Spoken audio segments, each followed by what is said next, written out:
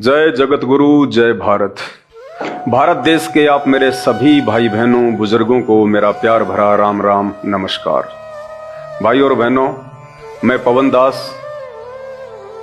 और आज हम बात करेंगे श्री भागवत सुधा सागर पे। आप देख रहे होंगे पीछे स्क्रीन पे श्री भागवत सुधा सागर। एक अनमोल कथा आज आपको सुनाई जाएगी। आपने आज से पहले वो कथा, ये जितने भी तथाकथित धर्मगुरु हैं, भागवत की कथा कहने वाले हैं, शंकराचार्य हैं, महामंडलेश्वर हैं, संत और महंत हैं, अपने नाम से पहले 1008 की उपाधि धारण किए हुए हैं, इन्होंने आपको नहीं सुनाई। ये केवल आपको मीठी मीठी बातें बता के, मीठी मीठी कथा और कहानियां सुना के केवल अपनी दान पेटियों तक सीमित हैं। आज इन कथाकारों ने केवल धर्म को धंधा बना लिया है। इन कथाकारों को, इन धर्मगुरुओं को, शंकराचार्यों को, मंडलेश्वरों को, आप और हम भाई बहनों के आत्म कल्याण की कोई फिक्र नहीं है। इन्हें कोई फिक्र नहीं है कि मरने के बाद हम या हमारे पूर्वज भूत बने, प्रेत बने या लक 84 में गधे, कुत्ते और सूअर बने। इनको फिक्र केवल एक बात की है कि दान दक्षिणा आ रही है या नहीं आ रही है। कारण क्या है? ये स्वयं हमारे धर्मशास्त्रों से अपरिचित हैं। आपको ये जितने भी बड़े बड़े पंडाल लगा के, बड़ी बड़ी स्टेज पे डेकोरेशन करके, लाखों की चेयर पे बैठ के और मीठी मीठी आवाज में जो ये कथाकार दिखाई पड़ते हैं, ये स्वयं अपने ही धर्म ग्रंथों में लिखी हुई सच्चाई से अपरिचित हैं। और आज ये सच्चाई जो आप और हम सभी देशवासियों को जानना, पहचानना बेहद जरूरी है। हमारे को ये मानव शरीर उस परमपिता परमेश्वर ने केवल भक्ति के लिए दिया है, भक्ति के लिए, आत्मा का मोक्ष करवाने के लिए। बाकी कार्य तो पशु और पक्षी भी करते हैं। ये 84 लाख योनियों से भिन्न उस परमेश्वर ने हमें जो चोला दिया है मानव, ये केवल उस परमेश्वर की महिमा करने के लिए, सदकर्म करने के लिए और सदा सदा के लिए इन 84 लाख योनियों के महादुख से बाहर निकलने के लिए दिया है। भाई और बहनों, मुझ पवन दास के वीडियो देखना लोहे के चने चबाने के बराबर है। और जिस भाई बहन ने थोड़ा सा धैर्य धारण करके और निष्पक्ष होके यदि वीडियो देख लिया, उसकी आंखें खुल जाएंगी। वो बैठ के रोएगा 2 घंटे कि कहां हम इन अज्ञानी धर्मगुरुओं के पीछे अपना अनमोल मानव जीवन बर्बाद कर रहे थे। उन्हें केवल अपनी दान दक्षिणा से मतलब है, मान बढ़ाई से मतलब है, ऐशो आराम से मतलब है। उन्हें कोई मतलब नहीं है कि इन शास्त्रों में वर्णित सच्चाई तुम्हारे तक पहुंचाई जाए। अगर वो सच्चाई तुम्हें बता दें कि इन धर्मशास्त्रों में वास्तव में अध्यात्म के विषय में, और जिनको हम पूर्ण भगवान मानते हैं, ब्रह्मा, विष्णु, महेश, माता जी, 33 करोड़ देवी देवता, जिनको हम पूर्ण परमात्मा, पूर्ण भगवान मान के, मोक्ष के दाता मान के दिन रात उनकी कथाएं सुनते हैं, और वो धर्मगुरु जैसा हमें कर्म कांड करने के लिए बोलते हैं, दान दक्षिणा के लिए आदेश देते हैं, हम लोग वैसा ही फॉलो करते हैं। और जिस दिन आपको इन धर्मशास्त्रों में लिखित सच्चाई पता चलेगी, आप अपनी आंखों से देखोगे, उसके बाद आप देखना, आप सिर पे हाथ रख के रोगे कि उन शास्त्र ज्ञानहीन धर्मगुरुओं ने, जो दिखाई देने में तो बिल्कुल ऐसे लगते हैं कि जैसे शास्त्र इन्हीं ने लिखे हों, पूरा का पूरा ज्ञान इनकी खोपड़ी में समाहित है, इनसे बढ़ के तो कोई महाज्ञानी है ही नहीं दुनिया में। जबकि हकीकत यह है कि हमारे धर्म ग्रंथों के विषय में चारों वेद, गीता जी, 18 पुराण, 6 शास्त्र और अन्य धार्मिक पुस्तकें, उन धार्मिक पुस्तकों और ग्रंथों के विषय में उन धर्म गुरुओं को, शंकराचार्यों को, संतों को, महंतों को, मठाधीशों को क ख ग का भी ज्ञान नहीं है कि वास्तव में ये धर्म ग्रंथ क्यों लिखे गए हैं और इनके लिखने का औचित्य क्या है। वे स्वयं सच्चाई से अपरिचित हैं, आपको कहां से ज्ञानी बना देंगे। और आज इन धर्म ग्रंथों में वर्णित जो सच्चाई जो सन 1994 से भगत समाज के सामने निकल के आ रही है, देश और दुनिया में जा रही है, टीवी चैनलों के माध्यम से सार्वजनिक तौर पे लोगों को समझाया जा रहा है। ये शुभ कार्य, ये पुण्य कार्य, ये धर्मार्थ का कार्य, ये परमार्थ का कार्य आज इस पूरे विश्व में केवल एकमात्र ऐसा धर्मगुरु है जो आप और हम जीवों के आत्म कल्याण के लिए संघर्ष कर रहे हैं। और उस महान महापुरुष जगत गुरु का नाम है परम पूज्य सतगुरु रामपाल जी भगवान।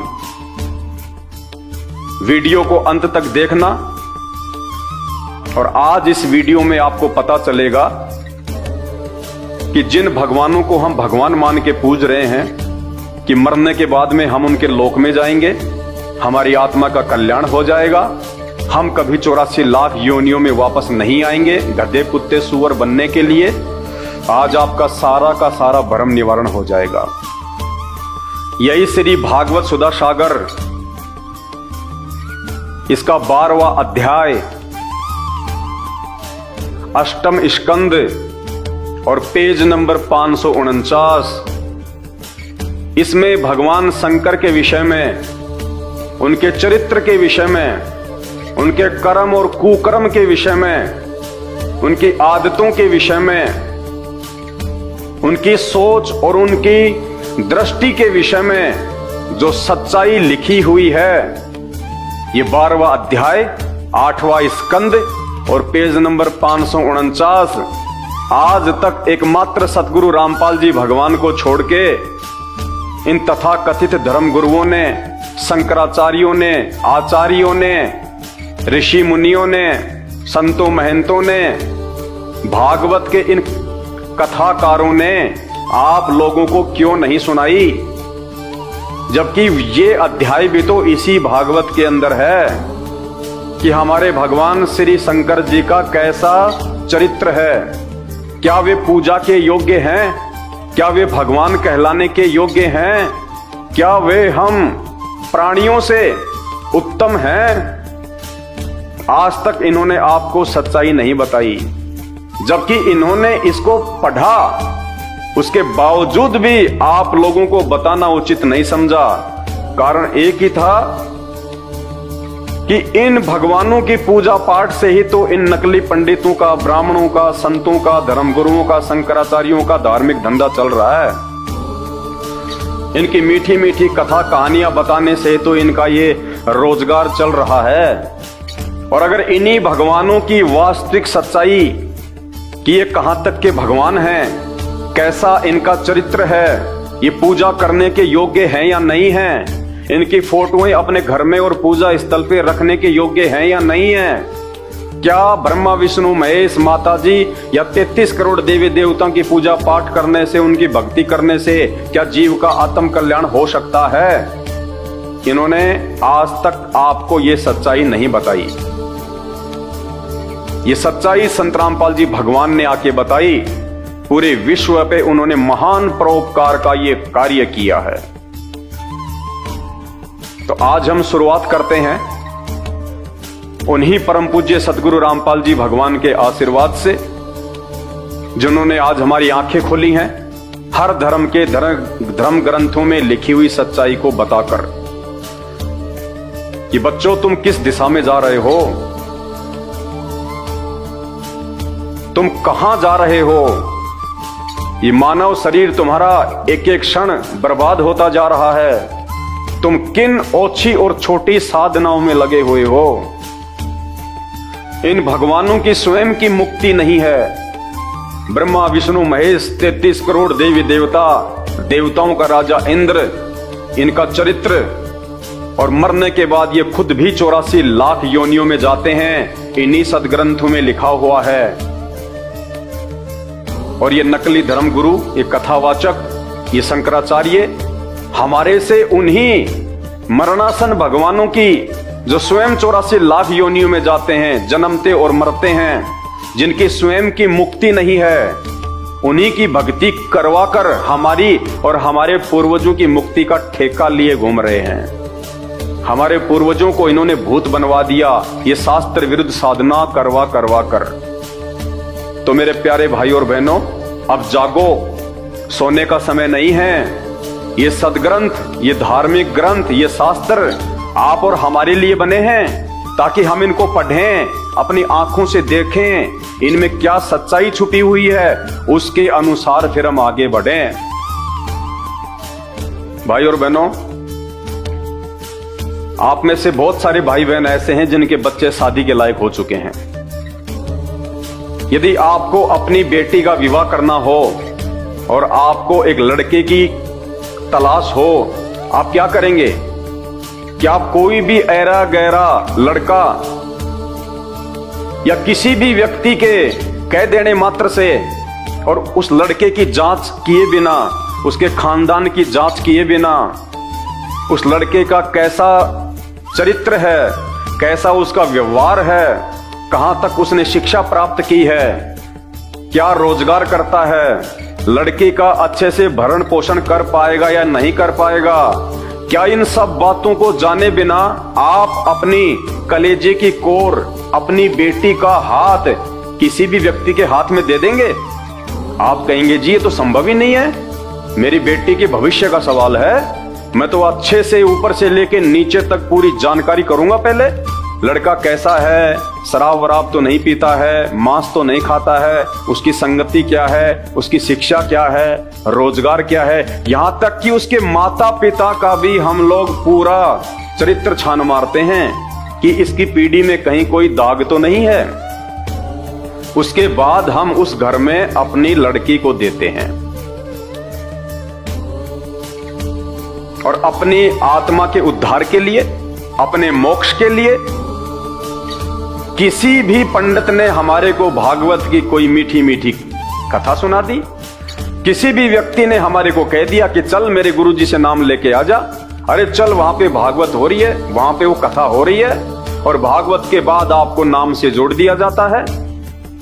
लेकिन आपने कभी भी विचार नहीं किया कि इस पंडित जी ने हमें जो कथा सुनाई है, कौन से शास्त्र से सुनाई है, क्या यह कथा वास्तव में सही है? क्या जैसा पंडित जी बोल रहे हैं क्या वैसा ही है? क्या ये भगवान इतने शक्तिशाली हैं जैसा इन भगवानों का पंडित जी के द्वारा गुणगान किया जा रहा है? क्या ये भगवान स्वयं जन्म और मरण के चक्कर से बाहर हैं? क्या ये भगवान मेरा मोक्ष करने में सर्वशक्तिमान है? आपने घर पे आके फिर इन शास्त्रों को खोल के देखना चाहिए, और यदि आपके समझ में नहीं आवे तो किसी समझदार से दिखवाना चाहिए। तो जिस प्रकार एक बाप अपनी बेटी का हाथ बिना सोचे समझे किसी भी ऐरे गहरे व्यक्ति के हाथ में नहीं सौंप सकता, ठीक उसी प्रकार एक बुद्धिमान व्यक्ति, एक सच्चा हिंदू, एक सच्चा सनातनी अपने आध्यात्मिक जीवन का फैसला, अपने भविष्य का फैसला, अपनी आत्मा का फैसला सिर्फ किसी भी कथाकार के द्वारा, कोई भी भागवत की कथा सुना देने से या कोई भी मंत्र दे देने से, यदि उसकी बातों में आकर अपना आध्यात्मिक जीवन उसको सौंप देता है तो वो सबसे बड़ा मूर्ख व्यक्ति है, वो अज्ञानी है, नासमझ है, और अंत में फिर उसके साथ वो बनेगी जो हमारे पूर्वजों के साथ बनती आई है, मरने के बाद भूत प्रेत बनना और पीछे से फिर उनके श्राद्ध निकालना। ठीक इसी प्रकार हम मार्केट में जाते हैं, एक 50 रुपए का मिट्टी का मटका हमें लेके आना होता है, और वो मिट्टी का मटका लेने से पहले हम उसको 20 बार यूं ठोक ठोक के देखते हैं, बजा बजा के, कि ये कहीं से टूटा हुआ तो नहीं है, एक क्रैक तो नहीं है, एक कच्चा तो नहीं है, ये कमजोर तो नहीं है, कहीं मेरे 50 रुपए जो है वो बर्बाद तो ना हो जाए। एक मिट्टी का 50 रुपए का मटका खरीदने से पहले भी हम लोग कितना सोचते हैं, कितना विचार करते हैं। और किसी भी अरे गहरे व्यक्ति को, पंडित को, कथाकार को, धर्मगुरु को अपना गुरु बनाने से पहले हम कुछ भी नहीं सोचते, जबकि शरीर की तो कोई कीमत नहीं है, अनमोल है। तो हमने विचार करना पड़ेगा ये शास्त्र क्या कह रहे हैं, हम किस दिशा में जा रहे हैं। सब्जी वाला आवाज लगाता है, सब्जी ले जाओ, नीचे उतर के माता बहनें जाती हैं, 50 रुपए के आलू टमाटर खरीदती हैं और 20 बार उनको उलट पलट के देखती हैं, कहीं ये खराब तो नहीं है, सड़ा हुआ तो नहीं है। और जब बात आती है भक्ति की और भगवान को चूज करने की, उस समय हमारी आंखें बिल्कुल बंद हो जाती हैं। हम लोग विचार भी नहीं करते कि जिन भगवानों की पूजा करने के लिए इन ब्राह्मणों, इन पंडितों, इन धर्मगुरुओं के द्वारा जो हमें कहा जा रहा है, क्या ये भगवान वास्तव में पूजा के लायक है या नहीं है, ये सर्वशक्तिमान है या नहीं है, इनका चरित्र उत्तम है या नहीं है, या फिर हमारे जैसे ही हैं। तो आज हम शुरू करेंगे परमपिता परमेश्वर जी के आशीर्वाद से, क्योंकि मैं पहले भी अपने वीडियो में स्पष्ट करता हुआ आया हूं। आज एक बार फिर से मैं आप सभी भाई बहनों को कहना चाहूंगा, मैं कोई संत नहीं हूं, मैं कोई महात्मा नहीं हूं, ना मैं कोई मठाधीश हूं, ना मेरा कोई आश्रम है, ना मैं कोई शंकराचार्य हूं, और ना मुझे कोई आश्रम खोलना है, ना मुझे कोई गुरु और संत की पदवी प्राप्त करनी है। मैं तो एक सामान्य सा व्यक्ति हूं, एक भगत हूं। और मेरे पूज्य गुरुदेव सतगुरु रामपाल जी भगवान ने जो सच्चाई इन शास्त्रों की देश और दुनिया को दिखाई है, भाई बात मेरे समझ में आ गई। मैंने अपनी आंखों से फिर इन धर्म ग्रंथों को खरीद के और देखा है कि जहां जहां संत रामपाल जी पढ़ा रहे हैं, दिखा रहे हैं, क्या वास्तव में वैसा ही लिखा हुआ है, और मैंने वैसा का वैसा पाया। तो मेरी आंखें खुल गई और मैंने उनकी सत्य साधना स्वीकार कर ली। अपना आध्यात्मिक जीवन मैंने उनके श्री चरण कमल में सौंप दिया। मेरे मोक्ष में कहीं कोई संशय नहीं रहा, क्योंकि वे पूर्ण गुरु हैं और पूर्ण आध्यात्मिक ज्ञान है उनके पास में। और वर्तमान में इस पूरी पृथ्वी पे यदि कोई कथा करने का अधिकारी है, यदि कोई मंत्र दान करने का अधिकारी है, यदि कोई जगत गुरु या धर्म गुरु कहलाने का अधिकारी है, एकमात्र पूरे विश्व में, हिंदुस्तान में नहीं, पूरे विश्व में केवल परम पूज्य सतगुरु रामपाल जी भगवान हैं। इस बात का निर्णय आप उस समय करेंगे जब आप उनके द्वारा किए गए सत्संगों को सुनना प्रारंभ करेंगे।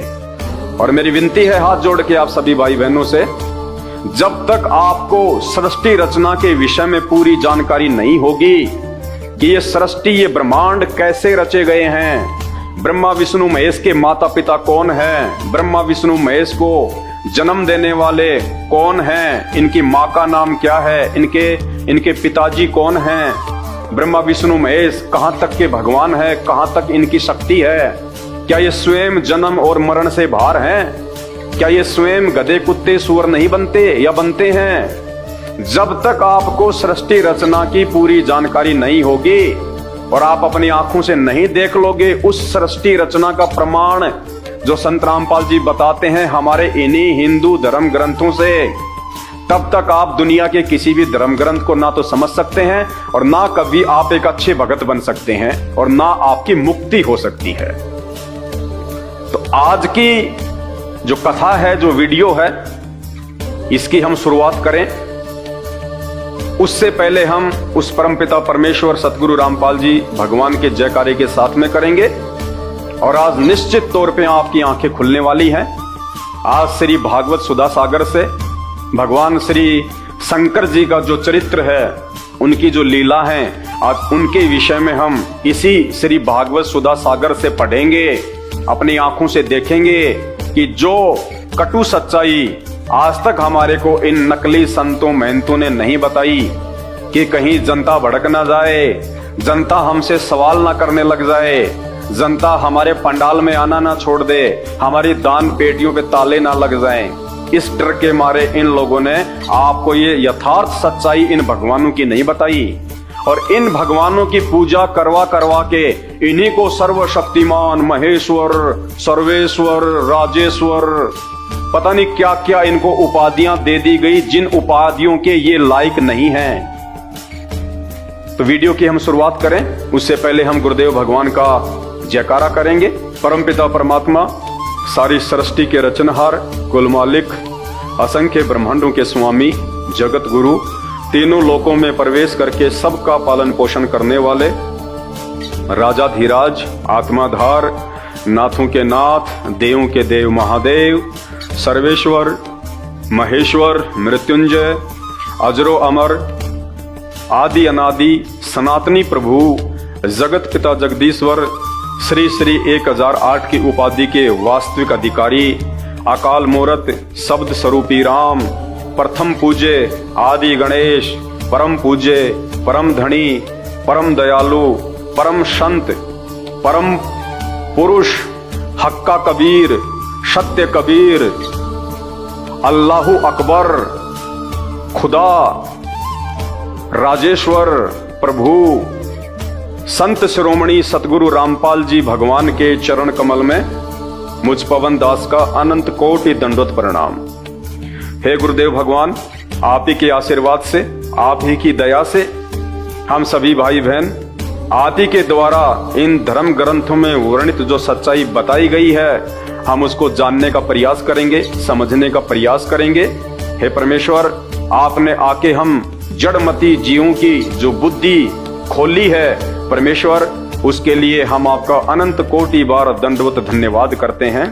परमेश्वर, यदि आप ना होते, यदि आप इस पृथ्वी पे एक मानव की भांति एक संत का चोला धारण करके स्वयं प्रकट ना होते और हमारे को इन धर्म शास्त्रों से सच्चाई ना दिखाते, तो परमेश्वर नकली धर्म गुरुओं ने, संतों ने, शंकराचार्यों ने, भागवत के कथावाचकों ने हमारे पूर्वजों को उल्टी भक्ति साधना करवा करवा के ब्रह्मा विष्णु महेश देवी 33 करोड़ देवी देवताओं को ही परमात्मा बता के जो उनको मरने के बाद में भूत बनवा दिया है, आज उनके श्राद्ध निकाले जा रहे हैं। परमेश्वर, आपने उस महा कष्ट से हम सभी भाई बहनों को बचा लिया है। इस महा उपकार के लिए हम आपका अनंत कोटि दंडवत धन्यवाद करते हैं। तो भाई और बहनों, अब हम शुरुआत करते हैं गुरुदेव भगवान के आशीर्वाद से, क्योंकि ये मेरा ज्ञान नहीं है, ना मेरी सातु पीढ़ियों में कोई संत था, ना कोई महात्मा था, ना कोई भगत था, ना किसी ने कथाएं की। मेरे गुरुदेव भगवान ने आके ये सच्चाई बताई है। आप उनके सत्संग यूट्यूब पे जाके सुनिए, सृष्टि रचना संत रामपाल जी भगवान। जब आप यूट्यूब पे जाके लिखेंगे सृष्टि रचना, मैं बार बार सृष्टि रचना का जिक्र क्यों कर रहा हूं, क्योंकि ये मास्टर ऑफ द की है, ये मास्टर ऑफ की है इन सभी सदग्रंथों को समझने की। जिस व्यक्ति को सृष्टि रचना समझ में नहीं आएगी वो कुछ नहीं समझ पाएगा अध्यात्म के विषय में, और जिसको सृष्टि रचना समझ में आ गई, ये वेद शास्त्र, ये कुरान, ये बाइबल, ये पुराण, ये गीता जी, ये भागवत, आप यूं कहोगी कि ये तो मैंने बहुत पहले ही पढ़ रखे हैं, ऐसा महसूस होता है। तो आज गुरुदेव भगवान के द्वारा बताई गई जो कथा है, वास्तविक जो कथा है, आज उसके ऊपर हम चर्चा करेंगे। सभी भाई बहन इसको समझने का प्रयास करें, निष्पक्ष होकर, धैर्य के साथ। देखिए, इन भगवानों के विषय में जिस भी धर्मगुरु को पता चला है, केवल इन शास्त्रों से ही पता चला है। इन शास्त्रों के अलावा किसी को भी इन भगवानों की जानकारी किसी और से नहीं हुई है। इसलिए शास्त्र जो कह रहे हैं वो बिल्कुल सत्य है। इस सत्य को जिसने स्वीकार कर लिया और सच्चे गुरु की शरण में आके जिन्होंने अपनी भक्ति शुरू कर दी, उन्हीं का आत्म कल्याण संभव है। वरना आप देख रहे हो हमारे चारों तरफ गधे, कुत्ते, सुअर, ये 84 लाख योनियां कितना महा कष्ट उठा रही हैं। कौन है ये वही है जो पहले मानव थे, इंसान थे, और जिन्होंने सही भक्ति नहीं करी, जिनको तत्वदर्शी संत नहीं मिला, जिनको सही धर्मगुरु नहीं मिला, और आज उनकी वो दुर्गतियां हो रही है उन्हीं लोगों की जो भागवत बैठ के सुना करते थे, जो नकली धर्मगुरुओं को दान किया करते थे, जिनसे नाम उपदेश लेके अपने आत्मा का कल्याण समझ रहे थे कि गुरुजी ने हमारा तो बेड़ा पार कर दिया। गुरुजी ने मरने के बाद में पशु बना के बेड़ा गर्ग कर दिया। तो श्री भागवत सुधा सागर, जिसको सुख सागर भी कहते हैं, गीता प्रेस गोरखपुर से यह प्रकाशित है। सभी हिंदू भाइयों के ये घरों में मिलेगी आपको। जितने भी हमारे धर्मगुरु हैं, कथावाचक हैं, उनके पंडाल में, उनकी स्टेज पे मिलेगी आपको। और देखिए, इस श्री भागवत सुधा सागर की जो कहानी है, जो वृतांत है, जो कथा है, ये सारा का सारा जो वृतांत है, ये श्री सुखदेव ऋषि जी और राजा परीक्षित के बीच में है। सुखदेव जी जो श्री वेद व्यास जी के पुत्र थे, और राजा परीक्षित जो पांडवों के अंतिम वंशज थे, उन दोनों के बीच की ये वार्ता है। ये श्री सुखदेव जी हैं जो कथा सुना रहे हैं राजा परीक्षित जी को, ये परीक्षित जी हैं। इन दोनों के बीच ये सारा संवाद है। और एक बात जो मेरे पूज्य गुरुदेव जी ने बताई, प्रथम बार पूरी दुनिया को, वो आपको भी सुननी चाहिए। जब राजा परीक्षित ने काल प्रभाव से एक ऋषि के गले में मरा हुआ सांप डाल दिया, और उसके बाद में उनको श्राप मिला कि आज से 7वें दिन तुझे तक्षक नाग डसेगा और उसके जहर से तेरी मृत्यु होगी। तो उस समय जो साधु संत महात्मा होते थे, वो सिद्धि युक्त होते थे, पाखंड नहीं करते थे, ड्रामा नहीं करते थे, भगवान से डरने वाले थे। तो राजा जो परीक्षित है वो घबरा गए कि इनका जो वचन है वो खाली नहीं जाता। राजा ने अपने मंत्रियों से विचार विमर्श किया। मंत्री भी उस समय बहुत अच्छे होते थे, जो सलाह देते थे बिल्कुल भगवान से डर के दिया करते थे। तो मंत्रियों ने कहा कि भगवान, इसका तो एक ही उपाय है कि आप किसी धर्म गुरु से आप इसकी सलाह लें, वही आपको सही मार्गदर्शन देंगे। राजा ने अपने धर्म गुरुओं से मार्गदर्शन लिया। तो उन्होंने कहा कि महाराज, 7वें दिन तो मृत्यु निश्चित है, लेकिन अगर आपको श्री भागवत सुधा सागर की कथा सुनाई जाए, श्री कृष्ण भगवान की, श्री विष्णु भगवान की लीलाएं अगर आपको सुनाई जाएं, तो आपका ध्यान इन सांसारिक मोह ममता से, इस मृत्यु के भय से, इस राजपाट से हटके और बैकुंठ में लग जाएगा, स्वर्ग में लग जाएगा। तो मरने के बाद में आप सीधे बैकुंठ में चले जाओगे।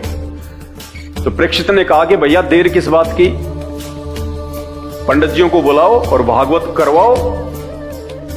अब विचार करने की बात यह है कि उस समय द्वापर युग में, आज से लगभग 5000 वर्ष पहले,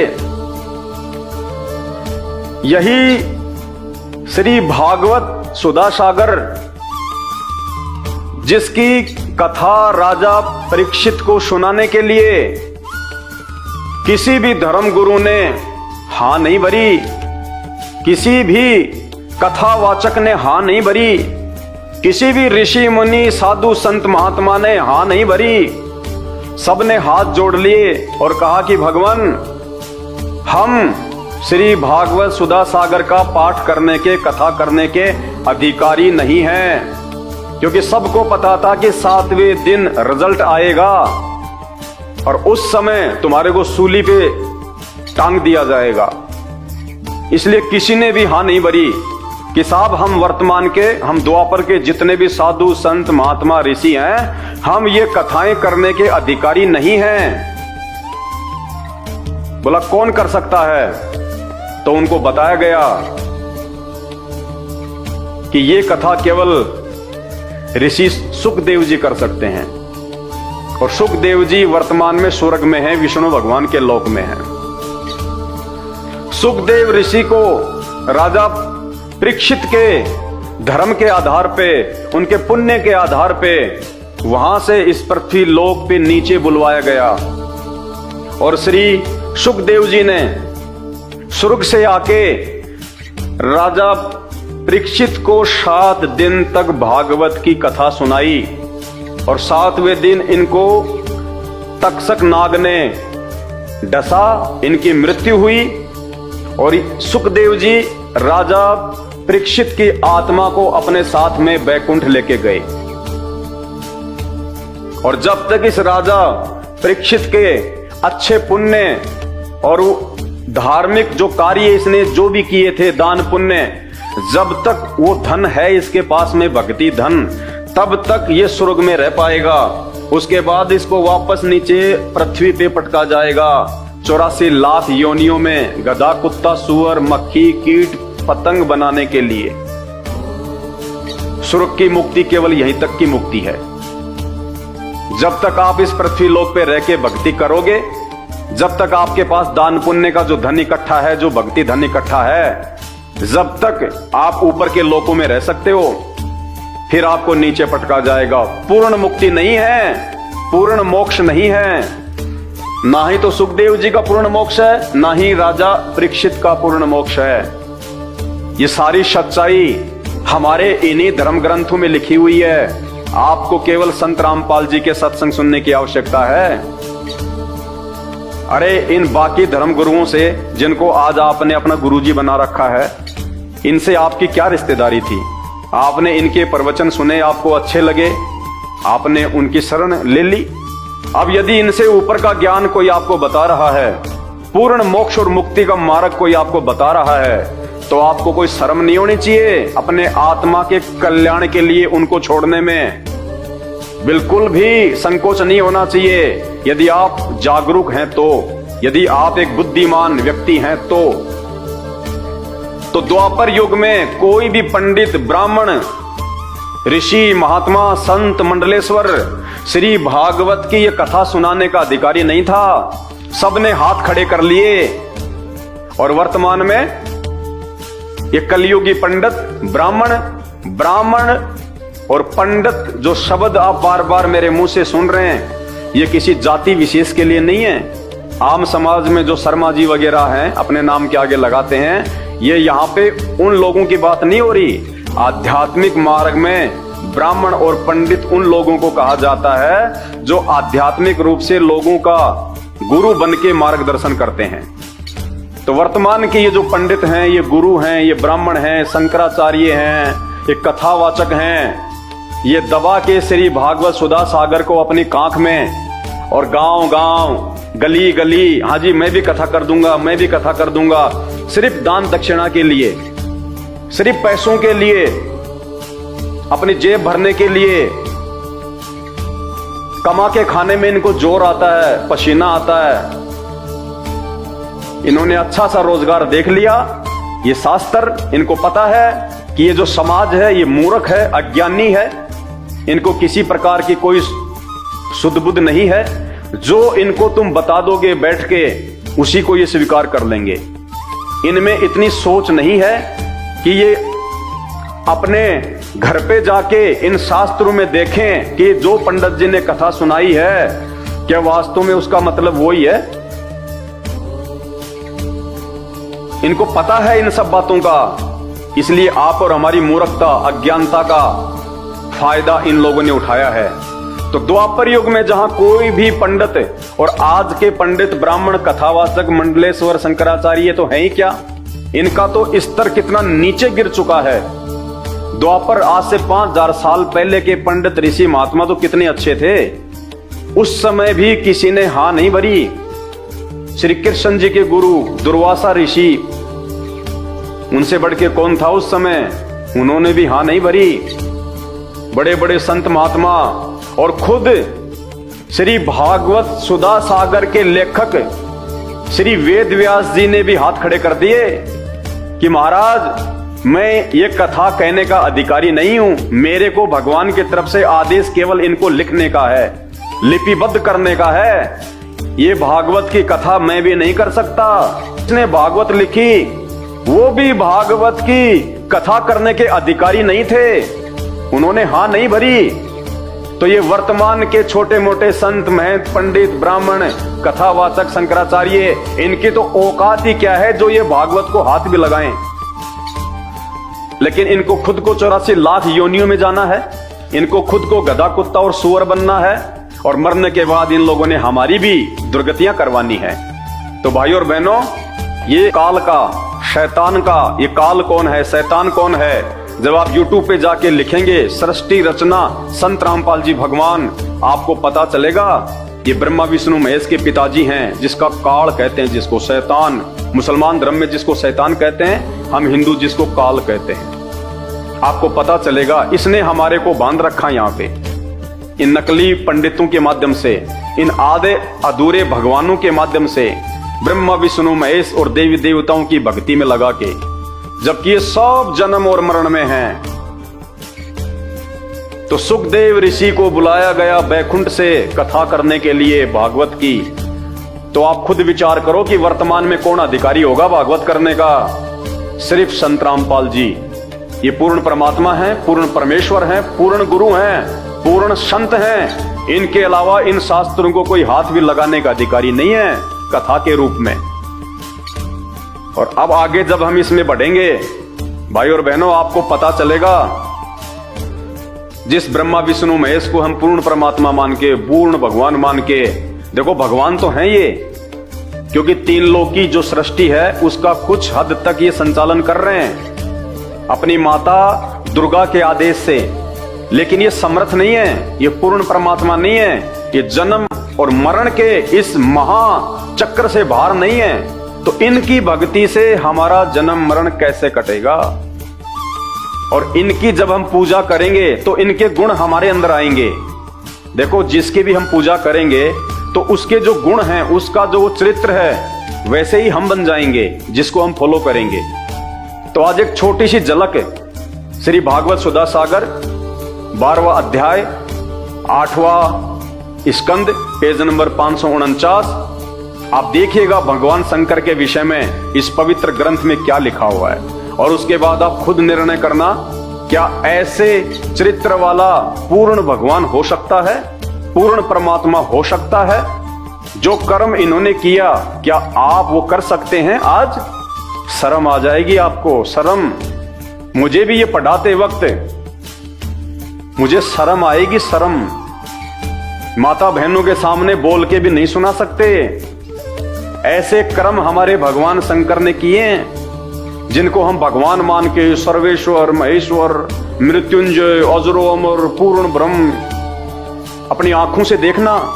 जो संत रामपाल जी भगवान ने दिखाया, बताया, ये शास्त्र संत रामपाल जी ने नहीं लिखे, ये शास्त्र वेद व्यास जी ने लिखे हैं, ऋषि मुनियों ने लिखे हैं। संत रामपाल जी तो केवल बता रहे हैं कि ये क्यों लिखे गए, और इनमें जो लिखी गई सच्चाई है वो इंसानों के लिए है, जानवरों के लिए नहीं है। तो आपने अपने जीवन का फैसला स्वयं करना है। इन नकली धर्म गुरुओं के चक्कर में पड़ के मरने के बाद में 84 लाख योनियों में जाना है, भूत और प्रेत बनना है, या संत रामपाल जी की शरण ग्रहण करके अपनी पूर्ण मुक्ति करवानी है। गीता प्रेस गोरखपुर से ये प्रकाशित है, और ये उनके फोन नंबर हैं, उनकी ईमेल आईडी है। क्योंकि ये ना तो मुझ पवन दास ने लिखा है, ना मेरे पूज्य गुरुदेव भगवान संत रामपाल जी ने लिखा है, ये गीता प्रेस गोरखपुर वालों ने छापा है, वेद व्यास जी ने लिखा है, और इन पंडितों ने आपको सुनाया है, आपको पढ़ाया है।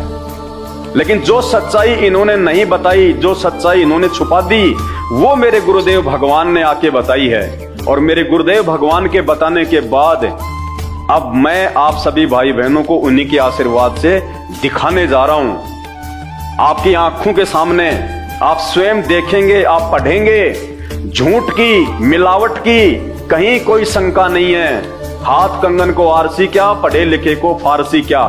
आपकी आंखों के सामने जो पेज नंबर आपको जो बताया गया है, जो अध्याय बताया गया है, आप मार्केट से इसको खरीद के 200-250 रुपए में आएगा। अपनी आंखों से देखिए, आपका मोतिया बिंद हट जाएगा और आंसू गिरेंगे आपके कि हे भगवान, हम इन कथावाचकों को स्वयं ही भगवान मान रहे थे कि ये तो ब्रह्मा विष्णु महेश के अवतार हैं जो ये कथाएं कर रहे हैं, और ये तो आम व्यक्ति से भी नीचे गिरे हुए हैं, आम व्यक्ति से भी नीचे गिरे हुए हैं ये कथावाचक।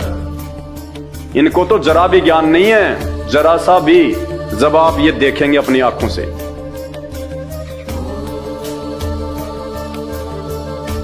अध्याय 12 अष्टम स्कंद है और पेज नंबर है 549।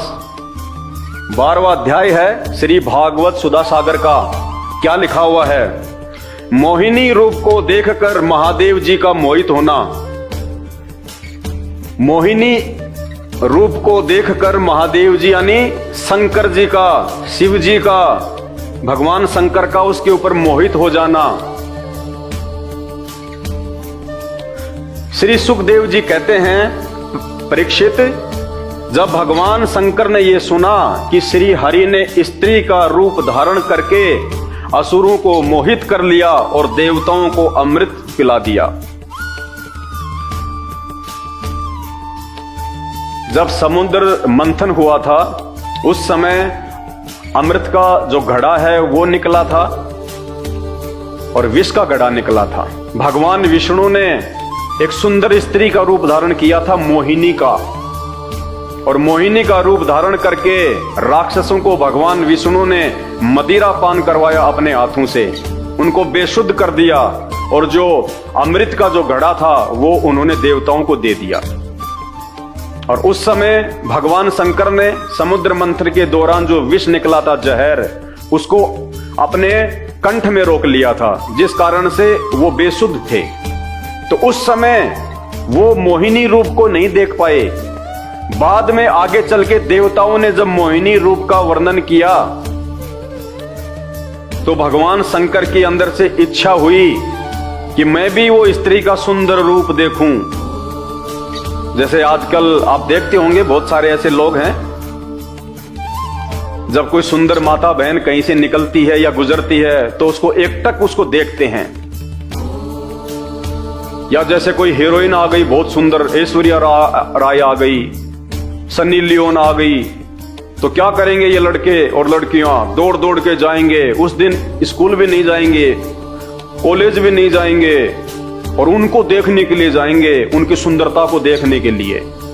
तो हमारे भगवान भी हमारे से कोई ज्यादा दूर नहीं है। हमारे भगवान के मन में भी इच्छा प्रकट हो गई कि ऐसा कैसा, कितनी सुंदर औरत का रूप बनाया भगवान ने, उसको देखना चाहिए। तो भगवान शंकर मोहिनी का रूप देखने के लिए आतुर हो गए। अरे मेरे घर में मेरी स्त्री है, वो जैसी भी है, और मुझे पता चले कि यहां से 2 किलोमीटर दूर एक आदमी ने शादी की है और इतनी अच्छी और सुंदर स्त्री लेके आया है, भाई क्या बात कही। और मैं अपनी पत्नी से कहूं कि देख मैं उस औरत को देख के आ रहा हूं, मैंने सुना बहुत सुंदर है वो, तो घर में झगड़ा होगा कि नहीं होगा? मेरी औरत की नजरों में मैं नीचे गिरूंगा या नहीं गिरूंगा? तो अब आप विचार कर लेना। भगवान शंकर शादीशुदा, बाल बच्चे वाले और सती उनकी पत्नी, जिनको हम माता पार्वती कहते हैं, और उसके बावजूद भी भगवान शंकर की इच्छा हुई कि मैं मोहिनी का रूप देखूं, उस सुंदर स्त्री को देखूं। परीक्षित, जब भगवान शंकर ने यह सुना कि श्री हरि ने स्त्री का रूप धारण करके असुरों को मोहित कर लिया और देवताओं को अमृत पिला दिया, तब वे सती देवी के साथ बैल पर सवार हो समस्त भूत गणों को लेकर वहां से गए। वहां भगवान मधुसूदन यानी विष्णु जी निवास करते हैं। भगवान श्री हरि ने बड़े प्यार से गौरी शंकर भगवान का स्वागत सत्कार किया। वे भी सुख से बैठकर भगवान का सम्मान करके मुस्कुराते हुए बोले। श्री महादेव जी ने कहा, यानी शंकर जी ने विष्णु भगवान को कहा, मोहिनी रूप को देखने के लिए समस्त देवों के आराध्य आप विश्वव्यापी जगदीश्वर एवं जगत स्वरूप हैं। समस्त चराचर पदार्थों के मूल कारण ईश्वर और आत्मा भी आप ही हैं। इस जगत के आदि अंत और मध्य आपसे ही होते हैं, परंतु आप आदि मध्य और अनंत से रहित हैं। यानी पहले इन्होंने विष्णु भगवान की जम के इन्होंने बड़ाई करी ताकि वो मुझे मोहिनी रूप दिखा दे। फिर क्या कहा आगे चल के शंकर जी ने? भगवान शंकर ने कहा विष्णु जी से, मैं आपके उस अवतार का भी दर्शन करना चाहता हूं जो आपने स्त्री रूप में ग्रहण किया था, जिससे दैत्यों को मोहित करके आपने देवताओं को अमृत पिलाया। स्वामिन, यानी हे भगवान, उसी को देखने के लिए हम सब आए हैं। हमारे मन में उसके दर्शन का बड़ा कौतूहल है। हे भगवान, मुझे बड़ी जल्दी हो रही है वो मोहिनी स्त्री वाला सुंदर रूप देखने की। सुखदेव जी कहते हैं, जब भगवान शंकर ने विष्णु भगवान से ये प्रार्थना की, तब वे गंभीर भाव से हंसकर शंकर जी से बोले। श्री विष्णु भगवान ने कहा, शंकर जी, उस समय अमृत का कलश दैत्यों के हाथ में चला गया था, अतः देवताओं का काम बनाने के लिए और दैत्यों का मन एक नए कौतूहल की ओर खींच लेने के लिए ही मैंने वह स्त्री रूप धारण किया था। देव शिरोमणे, भगवान शंकर तो उसको देव शिरोमणे कह रहे हैं कि तू भगवान है, परमात्मा है, जगदीश्वर है। जो विष्णु जी हैं वो शंकर जी को कह रहे हैं देव शिरोमणे, यानी देवताओं में सर्वश्रेष्ठ। इनका पता ही नहीं चल रहा आपस में कौन महादेव है, सबसे बड़ा देव कौन है। वो उसको महादेव कह रहा है, वो उसको महादेव कह रहा है। विचार करना इन बातों पे, लिखा हुआ ये। आप उसे देखना चाहते हैं, इसलिए मैं आपको वह रूप दिखाऊंगा। विष्णु जी बोले, शंकर जी, अब आप इतनी दूर से चल के आए हो माता जी के साथ में, अपने भूतों के साथ में, गणों के साथ में, आपको मैं वो रूप जरूर दिखाऊंगा। वह रूप तो कामी पुरुषों का ही आदरणीय है। पुण्यात्माओं, ध्यान से देखना मेरे भाई और बहनों, जागो इन शास्त्रों को पढ़ के। भगवान विष्णु ने शंकर जी से क्या कहा कि शंकर भगवान, जो रूप मैंने मोहिनी का बनाया था, वह रूप तो कामी पुरुषों का ही आदरणीय है। यानी भगवान, आप क्या करोगे वो रूप देख के? जो रूप मैंने जो बनाया था, उन असुरों को पागल बनाने के लिए, मूर्ख बनाने के लिए, उनको काम वासना के माध्यम से उनको फंसाने के लिए, कहते हैं वो तो कामी पुरुषों का रूप है। यानी वो रूप तो गंदे व्यक्तियों के लिए है, कुचरित्र व्यक्तियों के लिए है, मवालियों के लिए है, बुद्धिहीन लोगों के लिए है, जो काम वासना में अंदर ही अंदर जो मरते रहते हैं, उनके लिए है भगवान। फिर भी शंकर भगवान नहीं माने और कहा कि नहीं देखूंगा। पुण्यात्मा, विचार करना, ये चरित्र दिखाया जा रहा है भगवान शंकर का, छुपा हुआ नहीं है, आपकी आंखों के सामने है। ये सदग्रंथ झूठ नहीं बोल रहे। विष्णु भगवान स्वयं कह रहे हैं कि वह रूप तो कामी पुरुषों का आदरणीय है। कामी पुरुष कौन होता है? जो किसी भी औरत को देख के अपना आपा खो दे, जो कोई भी उल्टा सीधा काम कर बैठे उसके साथ में, जो विषय वासनाओं का दास हो, उसको कहते हैं कामी पुरुष। लेकिन शंकर भगवान ने वो कामी पुरुष बनना भी स्वीकार कर लिया उस रूप को देखने के लिए। इतना सा भी विचार नहीं किया उन्होंने कि विष्णु जी क्या बोल रहे हैं। देखिए आगे, वह रूप तो कामी पुरुषों का ही आदरणीय है, क्योंकि वह काम भाव को उत्तेजित करने वाला है।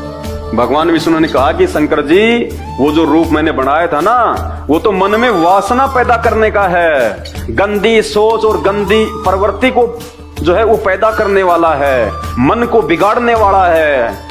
भगवान शंकर ने वो भी स्वीकार कर लिया कि आज मेरे को मेरा मन ही बिगाड़ना है। सुखदेव जी कहते हैं, इस तरह कहते कहते भगवान विष्णु वहीं अंतर ध्यान हो गए। अब भगवान विष्णु ने देखा कि ये मानने वाले तो है नहीं है, हठ योगी हैं, इन्होंने जो जिद कर ली वो तो पक्की है।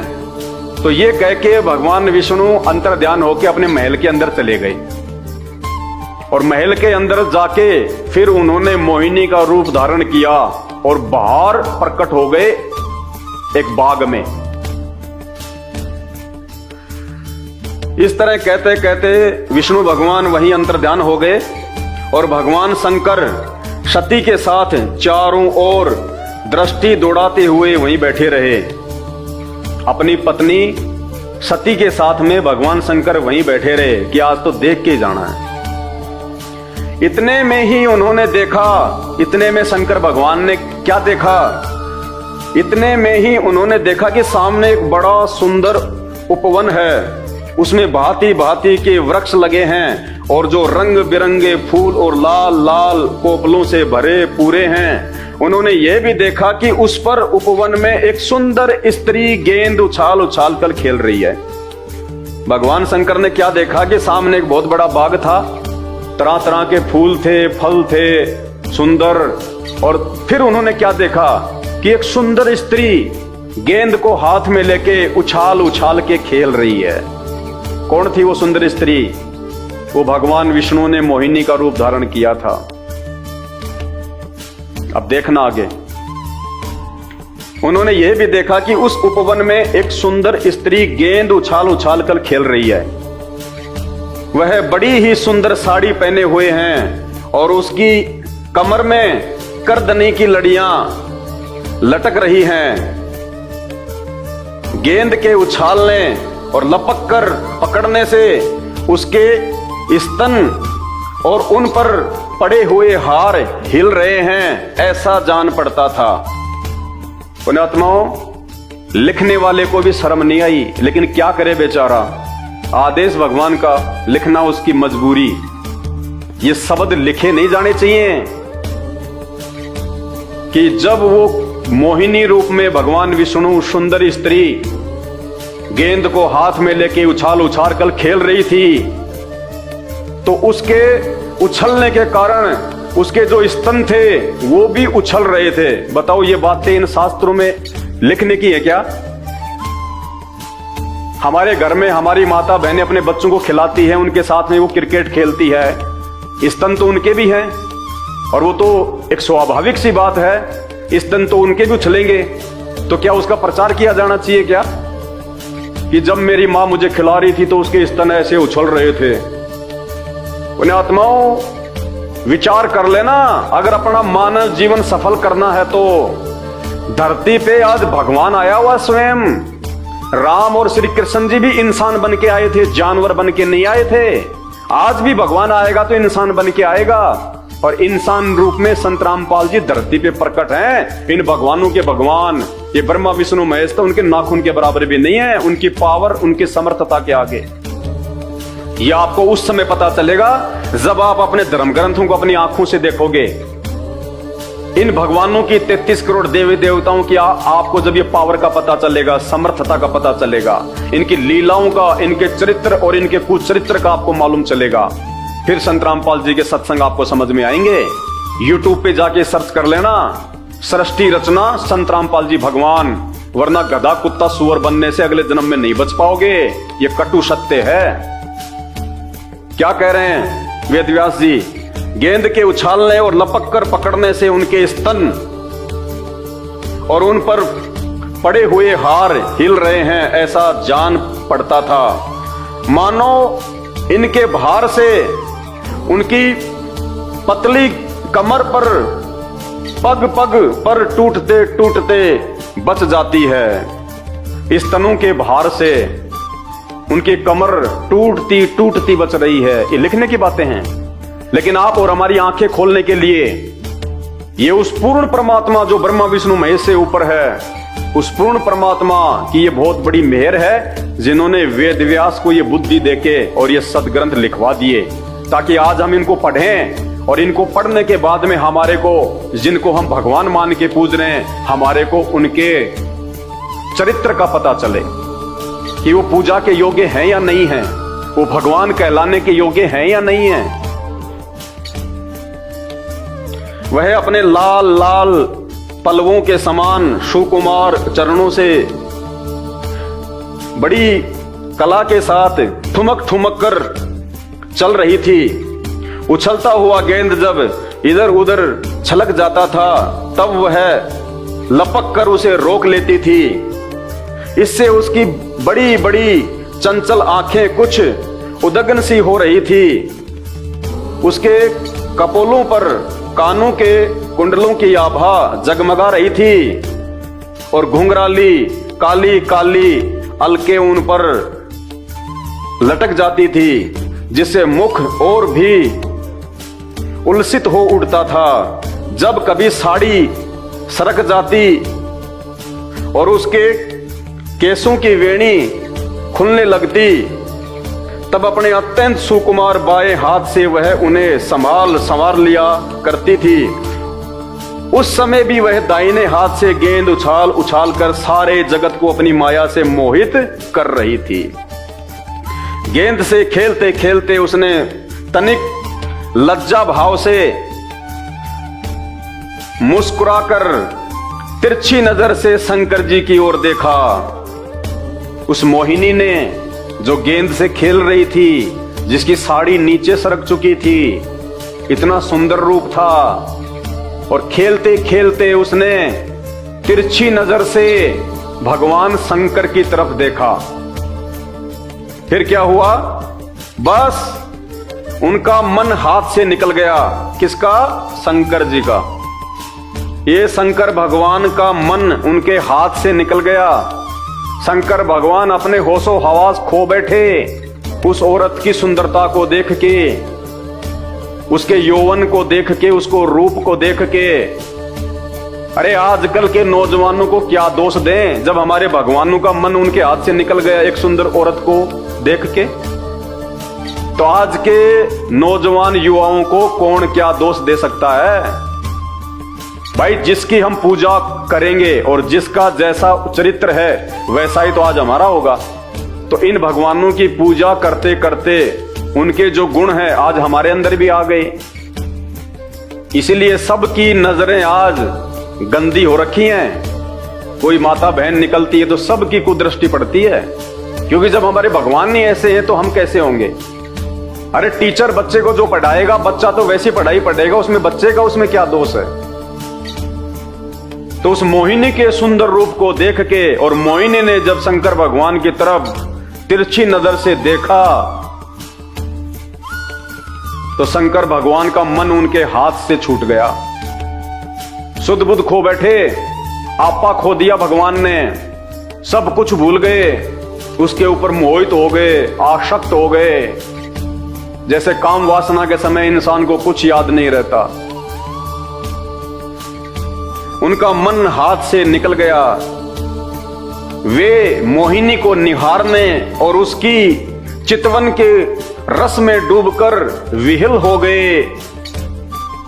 बिल्कुल पागल से हो गए भगवान शंकर। कुछ याद नहीं रहा उनको कि मेरी पत्नी भी यहीं बैठी हुई है, मेरे बेटे भी यहीं हैं, मेरे जो गण हैं वो भी यहीं हैं। वो क्या कहेंगे, वो क्या सोचेंगे मेरे इस प्रकार से ये व्यवहार करने के चलते?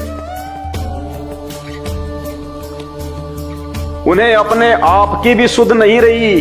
फिर पास में बैठी हुई अपनी पत्नी सती और गणों की तो याद ही कैसे रहती। वेदव्यास जी कह रहे हैं कि उस मोहिनी के रूप को देख के भगवान शंकर इतने कामुक हो गए, इतने वासना ग्रस्त हो गए, बेसुध हो गए। उनको खुद की अपनी सुध नहीं रही, तो अपने पास में बैठी अपनी पत्नी सती और जो गण उनके साथ में आए थे विष्णु शंकर लोक से, उनकी तो याद ही कहां रहती। अपनी औरत को भी भूल गए भगवान शंकर उस दूसरी औरत के ऊपर आसक्त होके। ये चरित्र हमारे ग्रंथों में इसी भागवत सुधा सागर में 12वें अध्याय में लिखा हुआ है। सवाल करना इन नकली धर्मगुरुओं से, इन भागवत के कथावाचकों से कि तुम इसके ऊपर क्यों नहीं पढ़ाते, इसके ऊपर क्यों तुम ये कथा नहीं सुनाते कि हम जिनको भगवान मान के पूज रहे हैं उनका क्या, उनका जो है वो चाल चलन है। भगवान शंकर को अपनी स्त्री की भी कोई सुध बुध नहीं रही, गणों की तो याद ही कैसे रहती। एक बार मोहिनी के हाथ से उछलकर गेंद थोड़ी दूर चला गया, वह भी उसके पीछे पीछे दौड़ी। उसी समय शंकर जी के देखते देखते वायु ने उनकी झीनी सी साड़ी कर्दनी के साथ ही उड़ा दी। जो मोहिनी थी वो निवस्त्र हो गई, हवा से उसकी साड़ी हट गई, उसके शरीर से निवस्त्र हो गई। मोहिनी का एक एक अंग बड़ा ही रुचिकर और मनोरम था। लिखने वाले को भी शर्म नहीं आ रही कि मैं क्या लिख रहा हूं। कहते हैं उस सुंदर स्त्री का एक एक अंग बड़ा ही रुचिकर और मनोरम था। अरे ये कामसूत्र की किताब है या फिर ये भागवत है? ये पंडित लोग ये कामसूत्र की कथा करते हैं या फिर भागवत की करते हैं? अगर किसी व्यक्ति का ऐसा चरित्र यदि कोई किसी के सामने बताए, वो उसके घर पे कभी वो जिंदगी में नहीं जाएगा। कोई अपनी बेटी का रिश्ते करने जा रहा है और पड़ोसी आके उसको उस लड़के के चरित्र के बारे में बताए कि साहब ऐसे ऐसे एक समय एक स्त्री आ गई थी हमारे यहाँ और इतनी सुंदर थी, हवा तेज चल रही थी, उसकी साड़ी हट गई, निवस्त्र हो गई और ये लड़का उस समय उसके एक एक अंग को निहारने लग गया, पागल सा हो गया, बेसुध हो गया। वो बाप अपनी बेटी की शादी उसे करेगा क्या? जिंदगी में नहीं करेगा, उस घर में भी नहीं जाएगा और दोबारा। और हम भगवान मान के पूज रहे हैं। देखते जाइए आगे आगे, ये तो शुरुआत है, ट्रेलर है। मोहिनी का एक एक अंग बड़ा ही रुचिकर और मनोरम था, जहां आंखें लग जाती लगी ही रहती। यही नहीं, मन भी वहीं रमण करने लगता। उसको इस दशा में देखकर भगवान शंकर उसकी ओर अत्यंत आकृष्ट हो गए। मोहिनी को नंगा देखकर, निवस्त्र देखकर और भगवान शंकर उसके ऊपर फिदा हो गए। आकृष्ट मानी आकर्षित हो गए, वो फिदा हो गए। उन्हें मोहिनी भी अपने प्रति आसक्त जान पड़ती थी। उसने शंकर जी का विवेक छीन लिया। भाई ध्यान से पढ़ना मेरे हिंदू भाइयों, उस एक स्त्री ने, जिसको हम भगवान कहते हैं कि वो भगवान सबको सद्बुद्धि देता है, सबको वो बुद्धि दे देता है, उस एक स्त्री ने हमारे उस भगवान की बुद्धि छीन ली, उसका विवेक छीन लिया। सोचने समझने की शक्ति भगवान की खत्म। इसीलिए तो आज इस देश का बेड़ा गर्क हो गया है। भगवान शंकर का विवेक छीन लिया उसने, बुद्धि छीन ली भगवान शंकर की। अरे भगवानों की अगर कोई बुद्धि छीन ले तो फिर ये लोक कौन चलाएगा? जीवों को कौन संभालेगा? और जिसकी बुद्धि छीन जाती है उसको पागल कहते हैं। ये शास्त्रों में लिखा हुआ है।